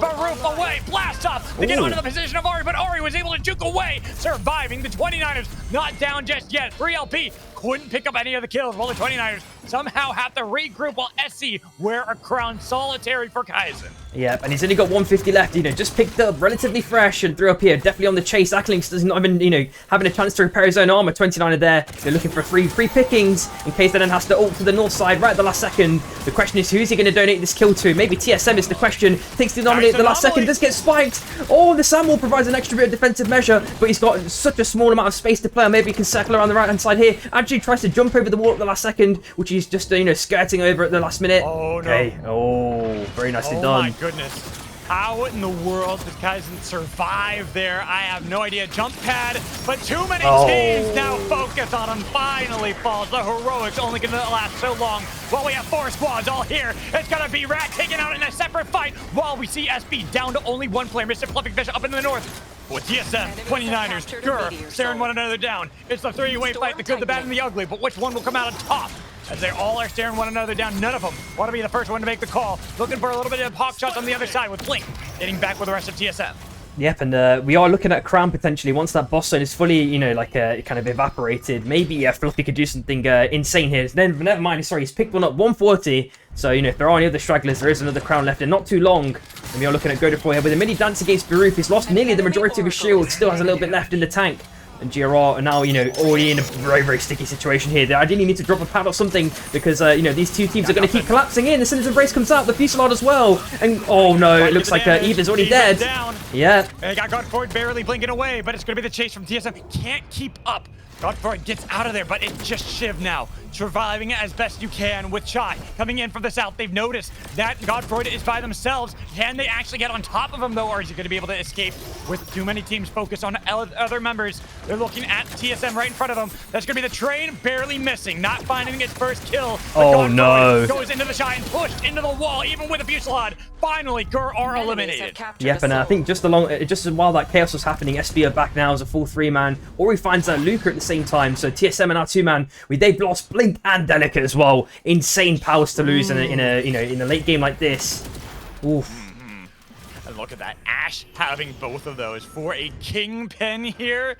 Looking nasty for 29ers with the grappling hook combo from Aiden the pull. The drag back in Fluffyfish, but it is Fluffyfish. That's an oath, not the target you want. He puts up the shield to try to defend the team. Shin is separated from Defarek, who tries to blast up over the wall, but Shin with a Fusillade pushed into the wall. Couldn't pick up the kills on a 3LP. Then the Shy coming from the north to take out Defarek, and then Fluffyfish in combo with the 3 little pigs, eliminating another team for our left.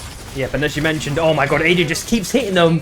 Oh my god, it never ends, and Ash hits his own one. Abyssal Breaker by Baroof doing so much damage. Furo, oh my god, 3LP are at 4th place. They were doing so well. They were hitting all their shots, but 29, they just snowballed so insanely. Like, this is an avalanche at this point, not even a mega one. Yeah. It's just colossal snowball. I think the problem there for the 3 little pigs too, they greeted too much for Sprocaine. They put themselves in a vulnerable position, and now we have 2 teams that are vulnerable, wearing crowns each as 29ers coming from the north. They summon the napalm. Little Deep still surviving. A minute 30 left on the clock, but he's killed. Shire back into the game. They've got Sprocaine, but immediately he's put back into the dirt. Wall of Shy have to peel. Where can they go? They got nothing. They have to use the face walk to get back into the circle. But the recall from the 29ers, 2-way tunnel, trying to jump onto their position. Oh my god. From Ash wins it for 29ers. And Blink is just, contemplating his life choices right at the end. I think he might have just given up potentially. I think he's maybe just perusing the map, seeing what's out there in the lava. Just like, yeah, no, we're getting into the next game. No point for you. It is the 29ers finding their first win. Yep, I think you pressed tab and saw, yep, there's no organic crown on the map. I don't have enough money to buy my own crown. Yep, GG's. What a game. Jeez. God. What am I gonna do for a whole week, Samiri? I don't know. I'm gonna be without Supervive for a whole week after today. Maybe just look at old VODs and just mute them and then recast over them. If they're from 3 months ago, you can't remember all the outcomes. Maybe, it's fresh. I don't know. You got a point. Twins saying the same thing. Yeah. Oh my god. But there we go. So now, 6 games down. Only 2 left. Yep, and it's Final Destination for Game 7. It's Final Destination. What's our last one? What's The last one is it going to be Cross Country. I love cross. See, Bullet Trains is the best one, definitively, but Cross Country is a close second. I will give Cross Country. That is so entertaining to watch. Select Oh, your 100%. And yeah, surprisingly, not that many people died to the train for that run, you know, compared to the last game that we had. You I want to see it happen more. Maybe we get like I don't know how they could make it even more enticing. You know, there's so much stuff they could do with the train. Make it go in the opposite direction. Make it like 2 mini tracks, one going forward, and like one going like in, you know, clockwise, one going counterclockwise. Like maybe the train track changes routes completely or something to some crazy ghost route that goes through a wall or something. I don't know. I'm just saying, make it so there's 5 bullet trains, and every time they get a kill, it goes 5% faster. Oh my god, yeah, speed up would be crazy. Just enough, you know, it's just a little bit. So that way it's not like like people are worried that it's gonna go too fast, just a little bit faster each time it gets a kill. And then there's gonna be freaks like me who purposely die to the train to make it go really fast. Oh my god. I can't wait. I can't wait to see what they cook up here. I mean, the armory, I've already heard really good things. I've been talking to a lot of people behind the scenes and saying that it's gonna be absolutely insane. Like how much they're doing for the game. It's just like, it makes me so hyped that we're getting to the 1.0, that we're gonna see all these changes and what will come for the future of Supervive. I've said it before, we're getting ready for the summer of Supervive. Only 1 more week left. Yeah, we've been content starved or edged for so long, and then we're just going to get hopefully a burst of content that's just going to make us all satisfied again for a long period of time. You know, it kind of continued the theory of having this sandbox that we can continue, you know, utilizing these powers in different ways. You know, hopefully like maybe five or more powers. You know, just add a bit of spice on top. You know, we're all kind of used to the powers that we currently have, and you know, even a couple more just you know multiplies the amount of combos that we can you know potentially execute. All right, but here we go. Game 7, Final Destination at Imotech. Interesting to see here. And already having a few teams dropping right outside of Academy and Frag Isle. And how they're going to fight over that gold armor or Frag Isle. Very interesting. Everything is really contained to the northern part of the circle and the northern part of the breach. So doubtful we'll see any teams even peel down for Cold Thing. Just look at this. Everyone has to stay here because that's where everything is located. Yeah, and I feel like I'm going to miss at least one fight here. We see so many teams relatively close to each other, almost hugging, in fact. And we are seeing, you know, 3 teams on race row, still just farming up the mobs. It looks like 3LP. You don't get too many levels. Okay, they've just reacclimatized, I guess, compared to the rest of the players in the map. And SOS, Mana on the right side, kind of temporarily isolated. We'll see if he's going to dance around this one and evade, you know, the wrath of GRR here. But it seems that Mana was able to get away. 3LP trying to take away the farm before Gur can get there. They're still peeling down south, so there must be some good powers that and good bosses that actually had spawned down south. That's one thing I'm hoping that they add for spectators, is that we can see what the bosses are. Oh yeah, day 1. Yeah, exactly, 100%. But right now, nice Beckon.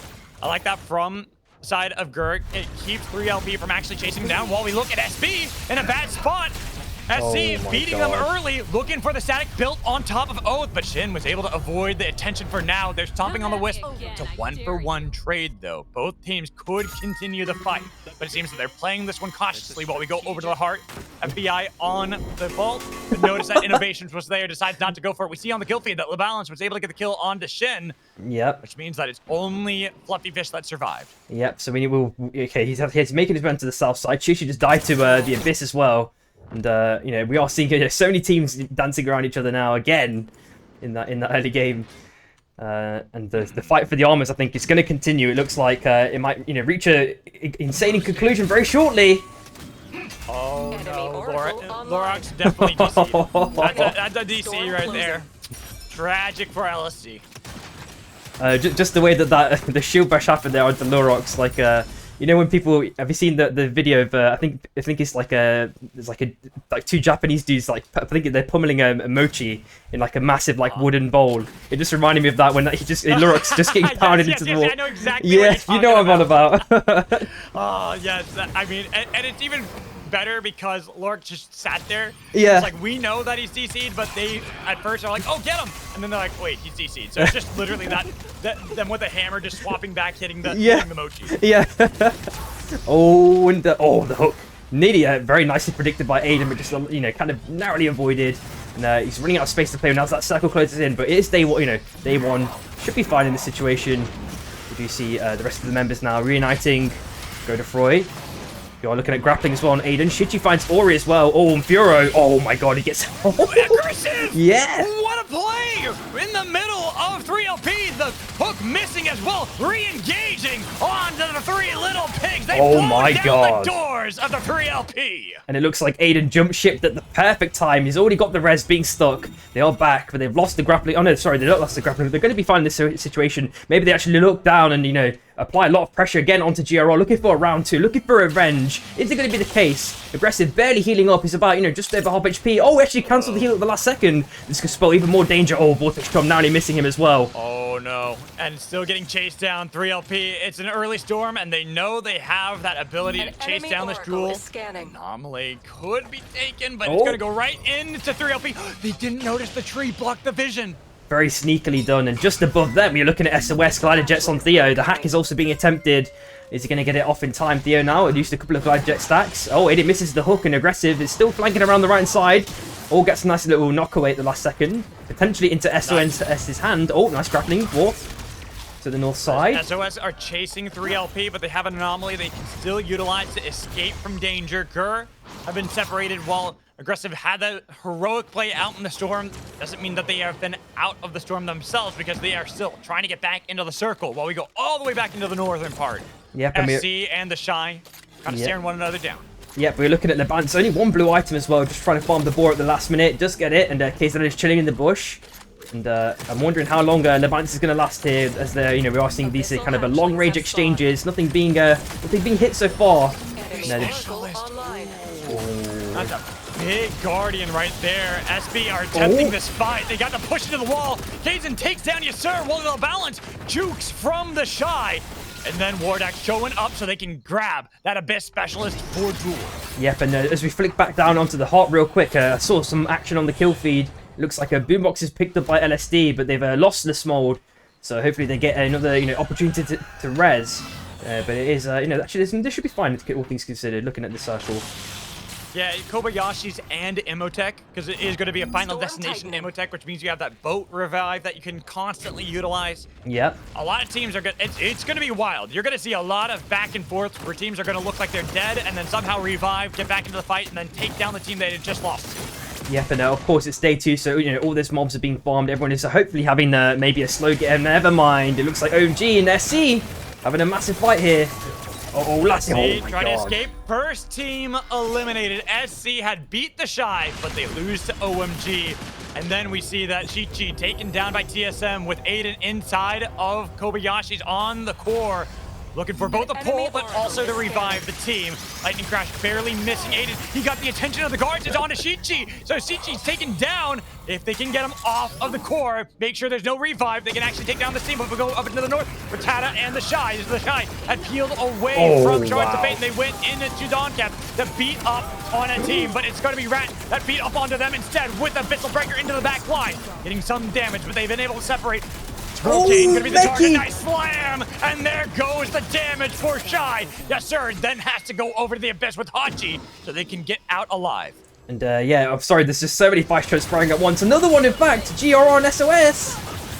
SOS taken low. They try to see if they can get the static electricity built onto Innovation, but he heals back up so much, and then they turn it on to Mana. Theo also going to be tagged in the back line. He had the pull, but it only dragged in his own doom with Innovations going through the northern part of of Ion Acres to get away back into Imhotech.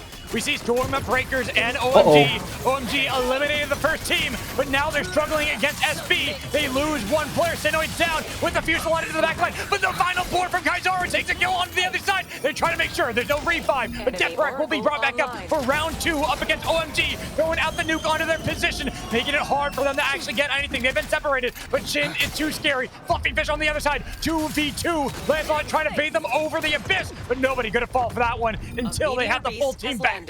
Yeah, and luckily that provides OMG with a bit of that extra defensive measure. 3 up here out, and unfortunately 11th place. Shy and Rat having their own little exchange now. Cookies on super low HP. Yas is sending out with the Fury. Sprocaine with the RMBs as well. Adamok trying to be the last shield for Rat as he can be. Shield already broken down though. He's got nothing left. He's a husk of a man. Already down. Cookies sends it with the ulti onto Sprocaine, getting basically no value. And the ulti's keeping sent Cookies' way. He's on super low HP. Is already maybe looking for a quick steal. Oh, a 1-for-1 spike exchange. In fact, wow. 1-for-1 trade. Shy overcommitting and getting punished for that one, so they lose Sprocaine. Back inside of Kobayashi's. Have the heart sent out, and no hearts to be found outside. Only death, as Yasser going to be the last one alive for the Shy. Yep, and he's going to make his way into Koba. There's so many teams now having their own little mini dance here. If anyone's got an air blast, obviously it's an opportune moment to get one in, or a hook as well, of course. Theo trying his luck there against Meat. It's kind of wild. It's always fun having these late game Kobayashis where teams are looking to see if they can pull people into the core and then maybe even try to take out the town guards if it gets late enough, but missing the pull there from Theo. Yes, sir. On top of the respawn and trying to stay away, knowing there's that easy potential that they get pushed right into the core, and saying where Theo is, utilizing the phase walk, has been on there for so long, trying to get away, but oh no, the tree! It worked against him! He put the tree down just to die! He tried his best, and now we're looking at Salma with the gliders. Last member of GRR trying to escape. Oh my god, there's a nuke already dropped by Kazora. 1 HP, he's going to survive. Trying to play on the wind rings. Oh, the Vargas catches him. We are looking at Fire with a Fate Rewinder as well. Very nice pickup.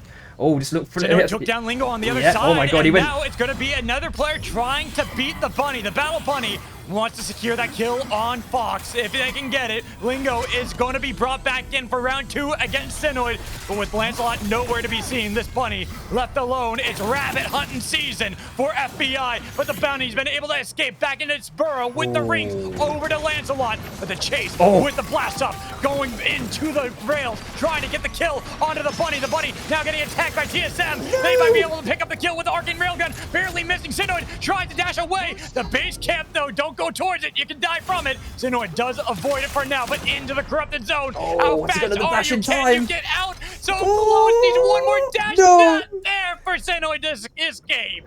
Oh, we are looking at just Lance now. Last life for OMG. It's got two-way. Maybe you can do some tech with that one.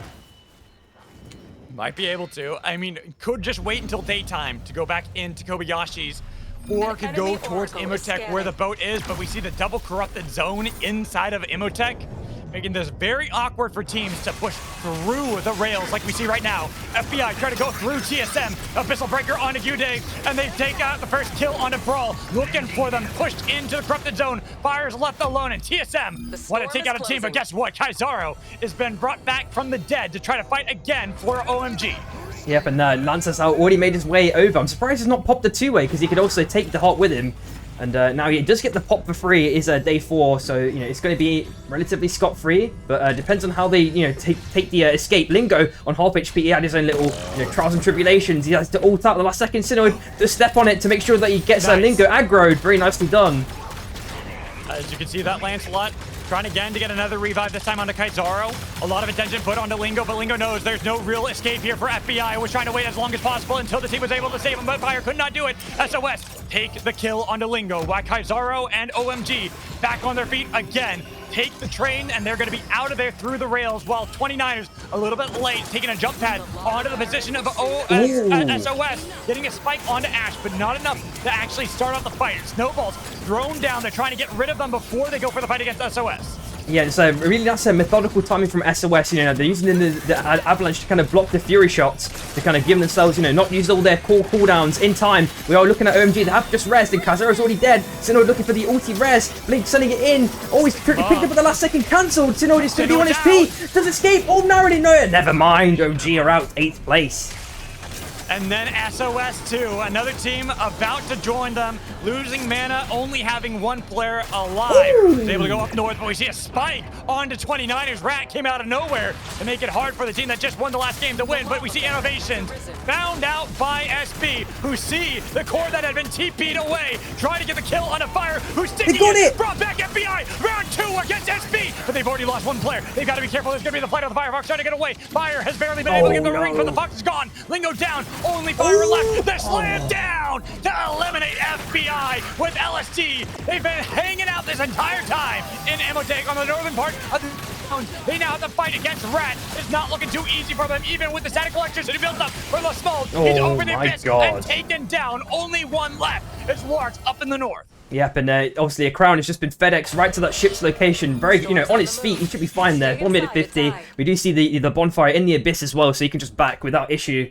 And we are also looking at Ivan Morris in about, should be spawning very soon. It's already dropped, if I'm not mistaken, actually. Maybe there's a KP who can hook it back into, like, a safe spot. There are a couple of KPs in the game still.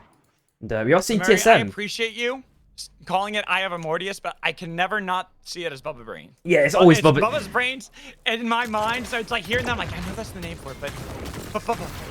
And the problem is, right, I swear it's got like 3 different names, or we know it for 3 different names. It's like either Morius, then it's like it drops either Orb of Life or Bubba's Brain, and then I think it has like a different name as well elsewhere. Like there's like 3 different names. I think they need to standardize that. Hopefully they get that one in order for version 1.0. Agreed. I'm assuming they've been cooking for a long time on that one. And speaking of cooking right now, Cortana pull away Amorius, and they try to take that for themselves, but they lose cookies for it. Adamark as well, tackled down by SB as Meki Mech disengaging the best he can for the blast off onto his position, utilizing the destructible wall to get the crown for himself. And now with the grind rails, that is going to be the saving grace here for both LSD and for Rad, is if they can get this crown play to work. Yep, and he's got the E-plat as well, so he should be fine in this situation. And TSM have been playing this ultra slow game. Maybe they've got the money trees farm on, maybe they're just farming up, get the money so they can get armor repair. Shin looking extremely strong. Look at that, Rewinder and Shredder double sold up. Deprec with the same as well. Maybe a replicator play happened at some point, because that is ridiculous. Yeah, definitely a replicator. There's no way you have both of those, especially with the boombox seen here in the north. Putting that down outside, I actually really like that. They are from Lorax, utilizing their base camp for even longer out in the storm so they can outlast the storm, then get back over, have the reset on their glider fuel. Should be able to bring back the rest of LSD. Perfect. Where do you go from here? Yep. Have the emergency platform, but it's not looking too good for LSD. They are not out of the wilderness just yet. Yep, and because they had the E-plat as well, it just made things so much more ergonomic for them to play on. Shishi just take a little bit of damage there from the bonfire, but the smallest potential looking to chase onto Meki, and I feel like Meki's looking to dunk something here. If someone gets in his proximity, he's pressing that slam button. I was about to say, like, you are playing with fire here at LSD, looking for Meki Mech. This is a kingpin we're talking about. I just said you are playing with fire. You never doubt Meki Mech on this kingpin. Oh my god, and now SB might be looking for free pickings there. That rest just happened, and Link sends a couple of hammer exchanges into Shin, and a massive fight's now about to transfer. Oh, the French out! He's in the zone, is he going to die to it is the question. Oh, he does. Adamark is down, and even though Rat were able to get out of there with 2 of their players, they are still in trouble. They pick up another crown. LSD, they fight against SB. SB with the gold armors, they're looking golden, but another boombox has been put down. Lork trying to survive, but pushed back by the satchel. Then the dash back. Samaldi is taken out outside of the storm, leaving a minute left on Cookies onto the crown. Trying to survive for a little bit longer. TSM and SB, the only 2 teams fully squatted up, looking for the fight, but it's going to be the blast off right over Little Meep's head. Blink throwing down the hammer, but it's a Fusilon into the backline. Absolutely destroyed TSM. They've been separated. Deprec takes down the kill. Luca trying to heal back up, but they've got Cookies looking for the crown play. Dashing back with the blast off, getting a little bit of damage on Audition. That pull back again here. Meki Mech, the hero. Oh my god. Taking the kill on the Shin. SB have 2 alive, but the crown play from Rat, second time in this game. Man, Meki, it's almost like he's got like a an extension on his hand. When he does the hook, it goes even further than it normally should. He's got the hacks on, surely. He's got no armor left, but they're back as a 3-man. Lurox picks up another crown, 1 minute 55. SB still double sold up. Still, oh, no, Shin's actually lost the Shredder and Rewinder. Deathbreaker's put a Rewinder the last second. It looks like a massive fight potentially. There's a fight over Crown up in the north. So SB fight early against Rat, hoping that they can take this. While TSM are trying to get Lorx, but it's going to be the pushback onto Rat. The blast off, barely missing, putting down the E-play. Oh, no. Lorx doesn't have it just yet because it was stolen away. SB making sure they can secure the kill, but they try to get away. Utilize some replicator, Fate Rewinder to try to survive. While Lorx, a minute 30 on the timer. Nice. Looking at Blink, but pushed into the storm again, waiting for the boombox cooldown. Looking for the dunk. Oh, did he get it? Lorx brings back LST right at TSM and Red. Both fall, but Shin had popped the Fusillade, has got himself, the replicator has got himself the armor shredder as they try to see if they can shred down Lasmolden. There's going to be the first casualty with the blast up into the back line. Looking for Shichi. Lorx pushed into the storm again. He can't get out of there. His own Fate Rewinder with the boombox, but no crown, no glory. SB will take the penultimate game against Lorx. One more shot secures it. And they had 18 kills first place. That is a monster game for them. Wow. Absolutely wild. Deprek with 11 of those kills too. Sheesh. I mean, considering the powers they had and the souls, it's not, you know, it makes it seem a bit, you know, kind of more what you'd expect of SV. But still, wow, very well done by them. Whew. I like that chat saying, real talk, that EU has crazier games than NA for real. I would have to agree. We have so many amazing teams in EU that literally any team can win. We were talking about this earlier with the draft format right now for NA.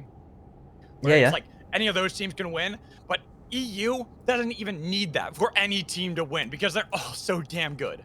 Oh, yeah. And they're only ever going to get better. I think, you know, all teams, it feels like, from what I've seen, you know, NA are doing a bit more like bond-ribbing with each other, you know, showing some of the magic, some of the strategies, the macro, the micro. So, you know, I think EU's been reinforcing each other for quite a while now. So hopefully that does allow, you know, NA to start catching up, you know, get a bit more, you know, camaraderie involved, you know, and hopefully once 1.0 releases, we have an even bigger community. We can bring in, you know, all sorts of different talent from, you know, ex-talent from different games. They have their own different, you know, theories on how the game should be played. Maybe we see, you know, a bunch of different new metas, maybe even.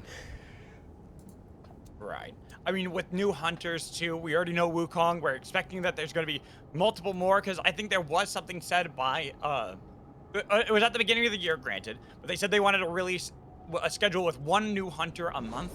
And they said, I think, not recently, but like a month ago, that even with them putting a pause on new hunters, that they are going to still try to hit that one hunter a month quota. So we're going to have probably a bunch of hunters that get released on 1.0, either like right at 1.0 or like really closely afterwards to keep the hype going. Yeah, 100%. That's all we can do is just hope, man. Like we're counting down the days. You know, I think pretty much all of us are counting down the days, just waiting to see what they can show us. And well, I think it's tomorrow. We were just talking about this at the beginning of the stream. Yeah. There is going to be another teaser that you are correct. That's going to be dropped by Super 5 and by Theorycraft, and so we already saw what I'm assuming that Tiger Bear guy is going to be another hunter. The Wukong Tiger Bear guy for the armory. If we get a third one, that would be just wild. Yeah, we can only hope. And I've just posted the scoreboard. If you want to quickly open that one, see how close it is between the top three. Wow. I'm gonna switch my camera. Yeah, I'm not gonna spoil it. I'm not gonna read out those numbers until you can bring it up on screen for your stream. I've got it. So if you want to read it out, go for it. All right, sure. Okay, so do you want me to read it from bottom to top for an extra bit of suspense? Yeah, I mean, they can see it all. Oh, okay, never mind. All right, so Shy with 126 points then. TSM 1 point behind, 125. Rat 121 points, 3LP, and SB 111 points each. SOS 73, 29, 72. OMG 64, SC 49, LSD 46, GRR 43, and FBI with 26. 5 teams.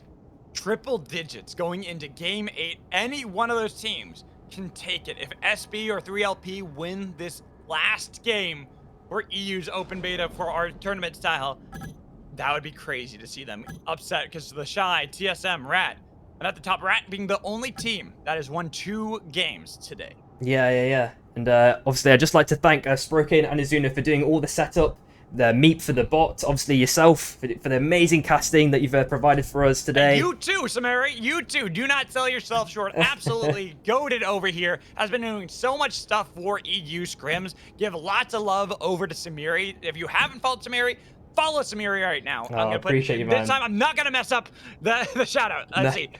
No worries, no worries. Yep, I think we are pretty much ready to go as well. Yep, we're looking good. Already. All right, I'm just gonna put the little starting 10 like I typically do, and then we are good to go. All right, our last one. Yep, the last one.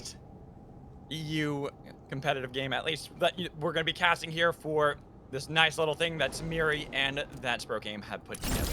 I'm so excited to see how these teams will match up. Also, thank you so much for the follow. I hope I said your name right. I appreciate that. Hello. You are the drop leader. And guys,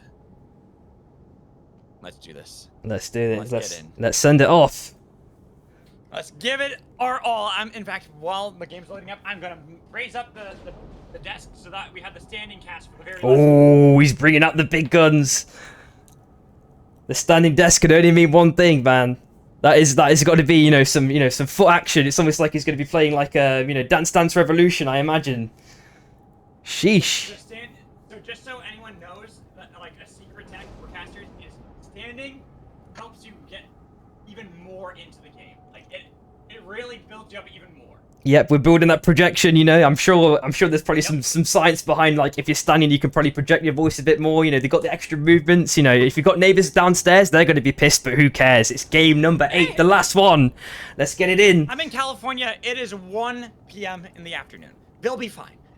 They will be perfectly fine. But here we go. Ooh, we are ascending, getting ready to end open beta with the biggest bang possible for EU. Which team will take it? 5 are now battling for first place to have the pride. The team that won the very last game, the very last tournament for EU's open beta.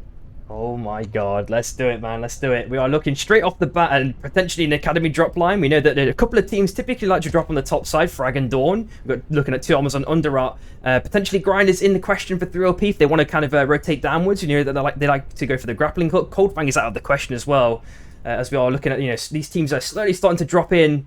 Let's see if anyone's close to each other. It looks like Orange, in this case FBI, and LSD, if I'm not mistaken, are, wandering over each other for the moment. We'll see if they... For this one, there is even more pride, not just winning, for the tournament, right? Any team wins this last game, it is the last one of open beta. You can take that to the bank, even if you're at the bottom of the standings right now. The pride that you get saying you are the final team to win, as we see a nuke already sent down. Oh my god. A lot of damage. It's the engage. Let's fold into the back line. Was looking for Gear Day. One reset. There we go. FBI get ripped apart by LSD. Starting off the final game with a bang. God. That's all we asked for, and they came up with the money there. And Luke is already on super low HP. Looks like SEO are potentially looking to chase. We know they're ever aggressive. The bird at the last second. Luke on 1 HP. Is he going to get sniped by a neutral mob? Oh, narrowly avoids it. Good sidestepping there from Luca to get away. Not going to be felled just yet, but we go into Underrot where some gold armors had been in the fold. 29ers fighting against 3LP, and for 3LP, they need to win this game if they want to take the entirety of the day. They get a lot of damage on the first casualty. As the 29ers have to go down south, they're going to retreat from the battle. Yep, and at the same time, back on Mana Coil, just north of it, SB and GRR have no mini engagement. Oh, the dagger's actually stuck onto Godefroy, and now Godefroy, he's just dancing around the res beacon for temporarily while he gets healed up by the Orb of Argos. Oh, sorry, the other way around, should I say? Yeah. Yeah, they're in a stare down there, debating whether or not they wanted to engage. Yeah. Deciding that they're going to both fall back simultaneously while we look over to SOS. Just farming out the grind, not going to be too worried about that. It's just Theo, though. I'm surprised. Where's the rest of SOS right now? They're really split at the moment, trying to get some farm up, I believe. And yeah, Theo hopefully doesn't get caught out, or Aiden doesn't lose an armor unintentionally. They've got major armor pickups here. Don't want to lose them, ideally. At least until the end game. We all see the bites come out as well. There goes the grappling, of course, as we always would typically see from 3LP. Nothing new there. So that's what I was wondering. It's like they saw the grappling hook probably from Theo and thought, ooh, maybe we want to take that away, but then made the wise call of not chasing too far onto Kingpin, especially having an early knock when you have gold armors. Losing that would be a little bit rough for 3LP. Not like they couldn't come back from it, but don't want to give any teams that angle back. Yep, and we just see an E-plat pick up natural on 4 from the, what's it called? The drop, the wizard drop. I can't remember what the item's called anymore. Little Helper, there we go. Very nicely done. I know, I forget that one too. It's Yeah. gone through a couple different names. So, like, it was Little Cooker before because it was a little chef. And now it's the Little Helper. As Deathbrick is pulled in by Rat, and he's gonna die. Bye-bye. And I know from the EU Discord chat that Deathbrick absolutely hates Kingpin, so that's definitely boiling his blood at the moment. Yeah. I mean, sadly, for Deathbrick, you play in EU. You're going to see a lot of Kingpins. That's just how the region works. Yeah, and we see why so many players love playing it while other players hate it because it can do things like that. But right now, Shy looking for Lancelot, who went into the wall. If they can get that gold armor off to Jin, it'd be nice, but he was able to shoot for now until finally taken down right inside of the corridor. Full box there, and obviously I think it must have been an Akkad level 8 there for Shy. They were level 7 and level 8 respectively. Which allowed them to have the ultis, just completely collapse. So losing an armor already that that early on Lance is not going to be too nice, but hopefully they can recover from that one. I like what Twin said. For those who do, who can do, for those who can't cast. That is very true. I can't play the game. That's why I yell at it and pretend like I know how to play the game. Fair enough. Fair enough. There we are looking at a scan from Godefroy. They got extra bit of information now on the left-hand side. They can maybe peer into SC. They do see that ward axis potentially split at the moment, so we'll see if they want to apply some aggression on there. And on the full star side, looks like SOS and 3LP with their little face-off here. Spawning soon. The gold armor should be threatening. They already have Aiden into the back line, getting the kill on Dead Mana. With Innovation's going to be the next target. Putting up the Bright Shield, spin dash back. With the Vortex Charm missing, and then the snipe from the Hammer. Innovation still somehow takes it around. Unfortunately, the ult was just a little bit too late. They'll be able to get the Death Box revive. SOS are only down to their Kingpin now. Yep, and looks like Shy potentially looking to continue the chase onto LSD. We're seeing he gets the heal off at the last second. G in a bad spot. They might have won and beat FBI earlier, but Shy looking scary, and that's why Shichi decides to bail back to the rings. Yep, and just to the left-hand side, we're looking at Shin, okay, who was potentially looking to have a dance with GRR, but nothing too important happened. Looking at the scale drop as well, already getting absolutely demolished at the last second. And Aggressive's now, making sure that they can capture this one, but he's taking a lot of damage at the last second. Oh, let's see what happens. Putting up the Bright Shield. And, finally taken down, but it is a trade 1-for-1. Deathbrick's a little bit late on joining the fight, and then Godfrey going aggressive on to Mr. Fluffy Fish Shin. Making the call, say, hey, just leave me. I'm already dead. Same with Mr. Fluffy Fish here, as Deathbrick has to go for a respawn beacon inside of the circle, but Gurr want to get themselves those kill points, chasing Mr. Fluffy Fish over the lava, doing their best they can to make sure they get rid of the shield and get themselves a point, but Fluffy Fish almost was able to turn it back around on them. Eventually, he'll finally fall. Too many players were on his position. It looks like 3LP also took down Yasa, so Shy down to a 2-man. They were looking, mighty strong, but they've already been, humbled, it seems, by 3LP. And now they're looking for a res, which they're hopefully going to find. There's, so many beacons available still. Still looking pretty easy to do. And there's potentially 2 fights, one on the left-hand side, but one, on Dawncaps. Already finds Shichi.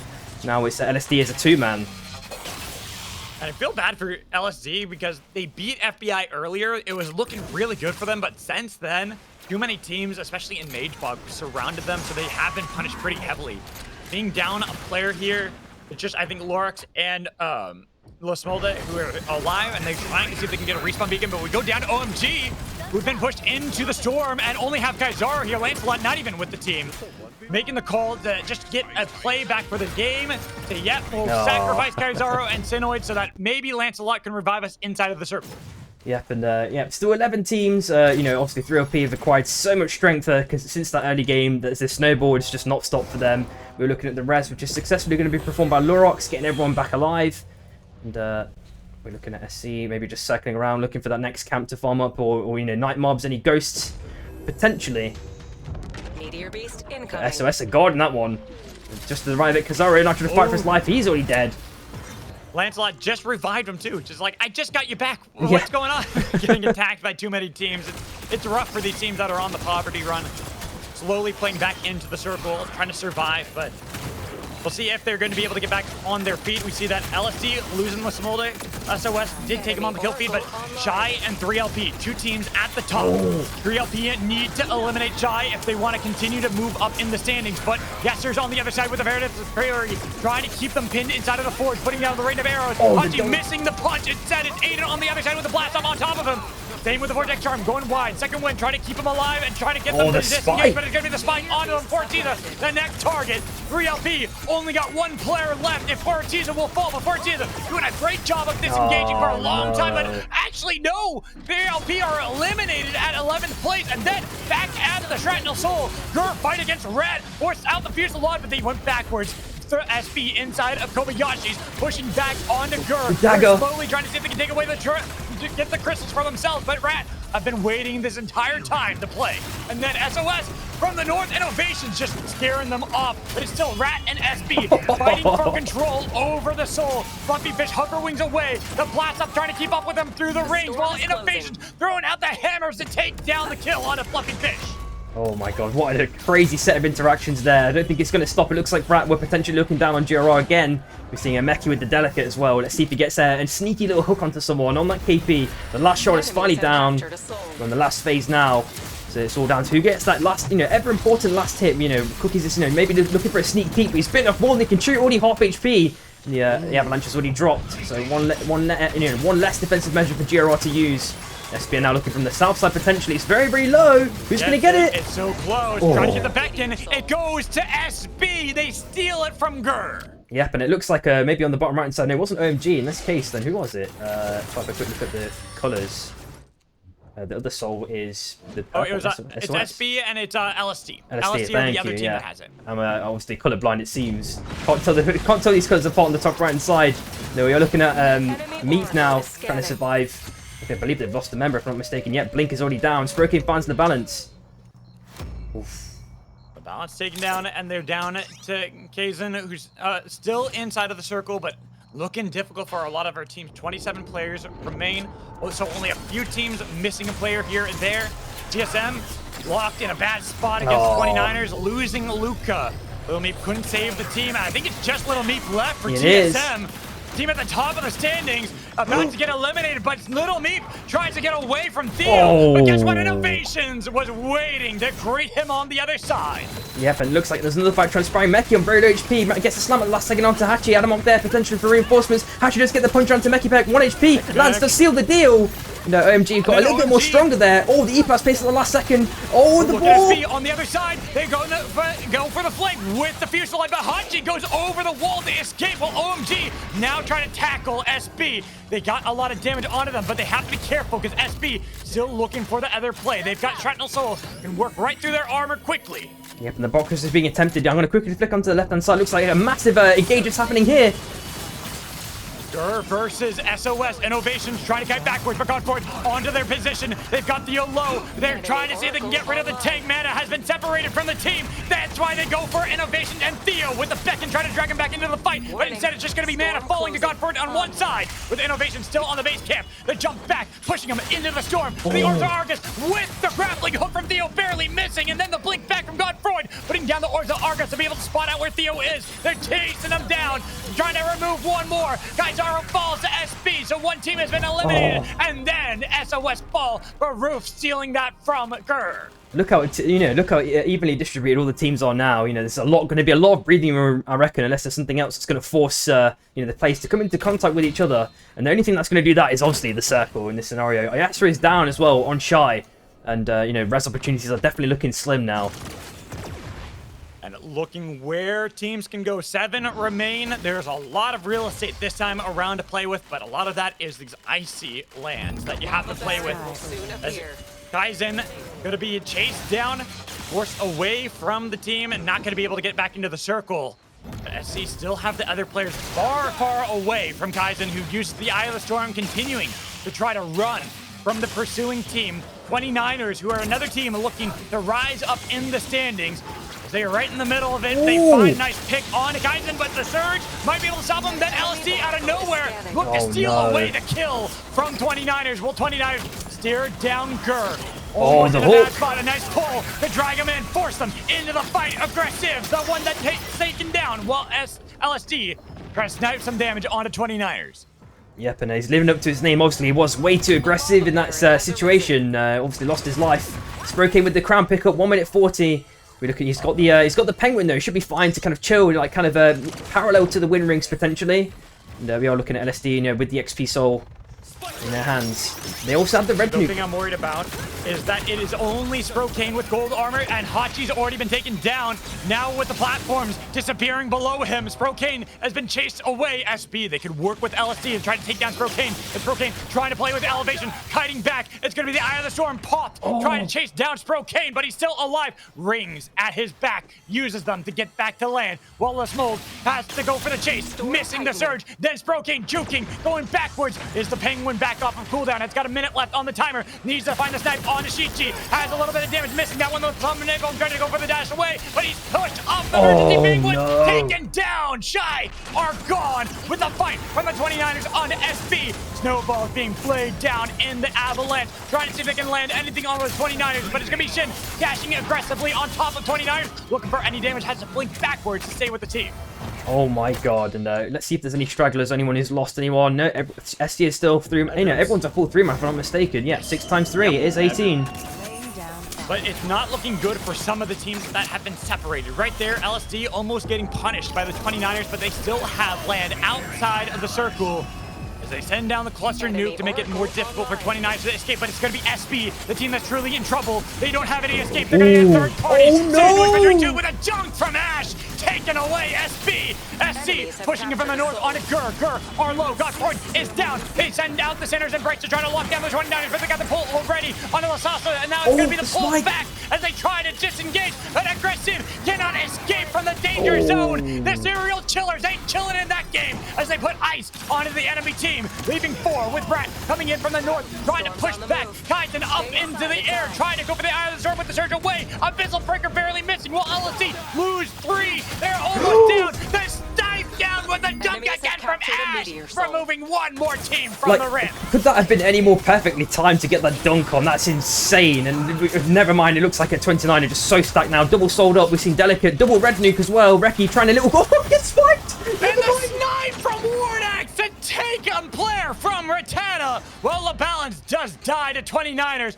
Wardax can survive, keep the team alive. Brett, pick up a crown. But as you talked about, 29ers, they seem like the team to beat, the only team that have all 3 left. Yep. Oh, and the grappling. If that hit, would have been disastrous for Cookies there, I reckon. And he's made his way back onto Adamark. Maybe they're trying some red chest TP, you know, TP shenanigans if they can do it in time. But I don't think they've got the time. Group is forcing the issue. He's already used his Abyssal Breaker. Cookies now half HP. He's been hooked into the realm of Ash's Slug Wave. With the Slug Wave, they take down Rat. While we see the serial chillers on the other side. Who wins the final game of open beta for EU? 29ers or the serial chillers? 29ers, your defending champions of Abyssal Cup 4. Fight against the serial chillers, but they've been pushed back with stacks built up. A lot of damage on Baruch, but he survives, separating SC. 29ers make the call. They look for Wardax, but Wardax still alive. Not going to be too easily taken down. The recall as they try to regroup. 2v3. The push back with the grenade. Here comes the new Kaizen up in the air. Oh, the prediction! And the pull from Ash again. 29ers. They win this game. Wardax by himself. Open beta ends with a bang for the 29ers victory. Oh my god, that was the prediction there with that last hook was so insane. The nice dash shield bash into the nuke. Like 29 just have the micro just down pat. Like they know everything. Oh my god. Everything was so perfectly executed there. Well done, 29ers winning that game. Right at the end too. I don't know if that's going to be enough for them to move up in the standings, but at least they have the pride that they took game 8, the final one of open beta. For sure, for sure. And yeah, we just need to see those ever important scores, you know. Oh, I can't wait to see, you know, if who's second and third. You know, what do you think? Who do you think is first? Is it going to be guaranteed? In any direction, you reckon? I mean, let's look at the points from the previous game, right? Yeah. Like how we kind of compare that. So if I look at this, Shy were, you know, they're up at the top. TSM got eliminated pretty early. Rat also were a team that was able to hold on for quite some time. To me, I feel like Rat are going to win this one just because they outlasted a lot of the teams. Shy have that potential too. Like, to me, Shy, Rat are the 2 teams that are going to be at the top. Sadly, even though 29ers win the final game, I think they're too far behind. Like, I'm going to move the screen over so we can see. So we move that over. You can see that 29ers were at 72 before that victory. So it it's rough. It's really rough for them. They might be able to sneak up into the top 5, but I don't think they're going to be much higher than that. Yeah. And there is a TC coin price pool as well. It's not the biggest we've seen, but it's still something. I think it's 3k for first and 1.5k for second, if I'm not mistaken. So, you know, get a little bit extra on top as well. As you mentioned, those bragging rights, I think those are the most important ones, especially when it comes to like last games for specific game modes and things of that nature. I mean, hey, in this scenario, it was me. I had the last win of squads for Sprocaine's tournament. Hey, I gotta just just gotta put it out there.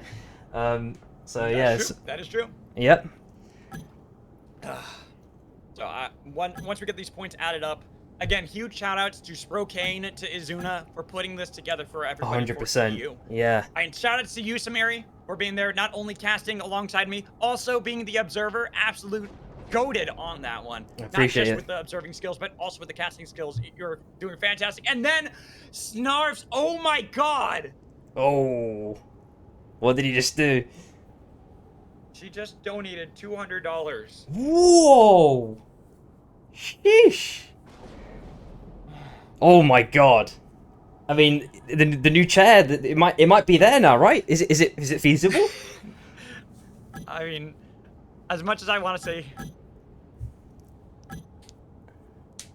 we'll say yes. Wow. so as much as I want to say it, sadly, a lot of it's probably going to go to Bills first. Oh, okay. Snarf, Yeah, and you got to deal with the responsibilities, of course. Snarf, definitely the queen. That's incredible. Absolutely amazing. Yesterday, she made me cry with this, and I'm trying not to right now. Man, it's it could definitely make things easier, man. So I can understand, if you're feeling some emotion right now, I'm here for you, bud. Yeah, I mean, it's just, I was kind of talking about this yesterday, and like, so yesterday, I mentioned that, like, after Snarf did this, it's like, Supervive has given me a lot of second chances. It's like, after, I got let go from Riot, it was like, it was tough. Yeah, it was yeah. very, very tough for me. It's like, I was thinking about quitting. I was thinking about giving up casting altogether and just hanging it up, being like, all right, it's the end of it. Yeah. I kept going because my wife, she's been very supportive, and I've kept doing that because of her.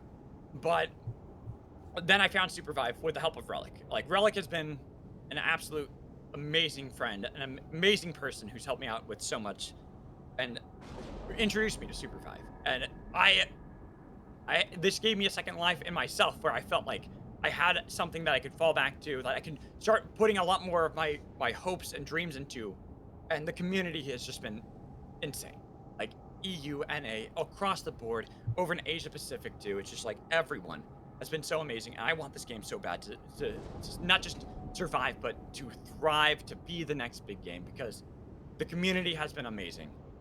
Everyone is wonderful, and I love all of you. So W Supervive, W to 1.0. Let's get into the points for the final series that we have here. Yeah, man. And I'm gonna let you say it because I'm trying not to get too. Nah, no worries. I'd just like to, finish what you were saying there. But like, you've supplemented the scene as well. For as long as it's existed, I've heard your voice. Casting all of these amazing tournaments, and you've been the perfect voice, the perfect kind of curator of all of these games that we've seen. And you've just topped it off. You've been the final finishing touch to all of these games that we've witnessed in EU and NA and in Asia. To be honest, every region you've done it all.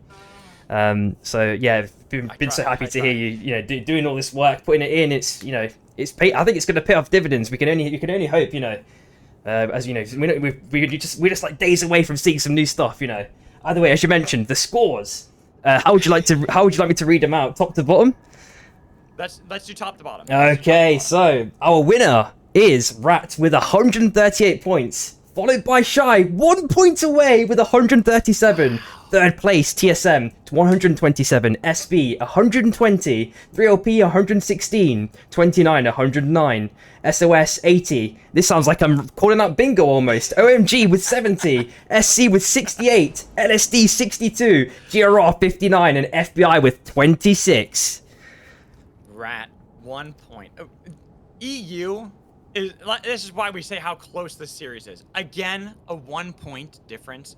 Like, how does this keep happening with EU? Like, absolutely crazy that is always the case, and our top 3 teams being Rat, Shy. I did call both of those out. I thought those would be the 2 teams in the top.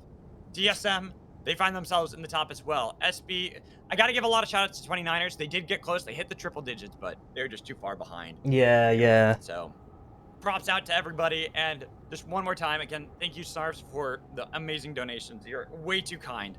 Thank you, Samiri, for the amazing casting. Relic, for the opportunities that you've given me with Supervive. Twin out there as well, who's been absolutely amazing. Zikarik, Tsunani doing a lot of work for the scene as well. Just not much for NA, but just for EU. Just Zodag has been amazing. I see Zodag in chat as well. Yeah, Huge shout out to you for all the amazing clips that you've been putting together. The videos are absolutely stellar and amazing. Like, Yeah, the entire community. 100%. Just giving.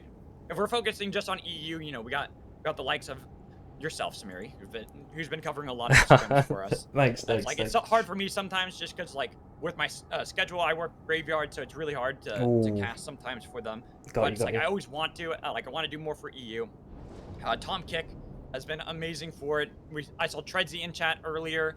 Obviously we have Aiden, who was playing in this game. Sprocaine, we already mentioned. BlackRog was in chat too. So yeah. A lot of shout outs across the board. Just giving lots of love to everybody. And Samiri, is there anyone you want to shout out? Obviously yourself, as you mentioned, Relic, you know, all the casters and observers, you know, across all the scenes, anyone who I've interacted with, my old teammates, of course, you know, everyone I, you know, typically jump into like Discords, you know, random times, catch up with the, you know, with all the gents.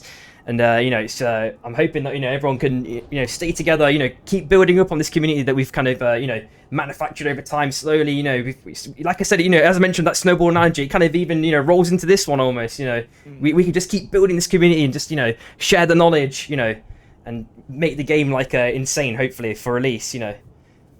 I believe in us. I think we've got this.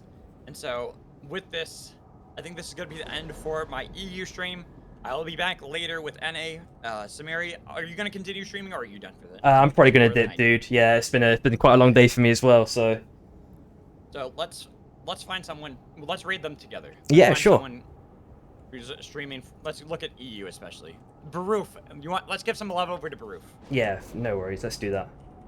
Yeah, because Baroof, I see is streaming right there. So let's give love over to Baroof, everybody. And thank you again, Samiri, for joining in and just for doing so much for the community. Like, you are a legend. You are so amazing. Thanks, so, dude. Give yourself just as much credit, because you have done so much for the community. Oh, cheers, and we dude. really appreciate what you do. So thank you. Don't ever forget about that. Cheers, guys. I'll see you later tonight. Goodbye. All right, and peace. Let's go give some love over to Baroof. For sure.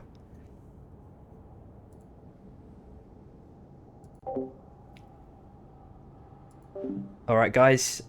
Yep, that was Samiri, and I'm gonna be signing out. I've had a long day. I might just chill in the Discord with anyone if they're still around. But yeah, it's been a long day for me, of course, and maybe for the players too. But of course, you know, there's a bunch of VODs on my YouTube if you want to watch like all the old content, all the scrims that I've casted in the past, and tourneys. You know, feel free to you know, watch any of those. You know, if you're ever bored. You know, while we wait for this kind of 1 week to transpire. I might be just playing games or doing some random stuff. So if anyone wants to like jump in or just message me, maybe just, you know, just play around, whatever. I'm down for it, maybe. But yeah, I am going to dip for now. So I'll try and get a raid over to Baroof. 1 second. I don't know why it didn't work anymore. Let me see if it works now. Or maybe it already worked. I don't know. Okay, there we go. So, cheers everyone. Peace out.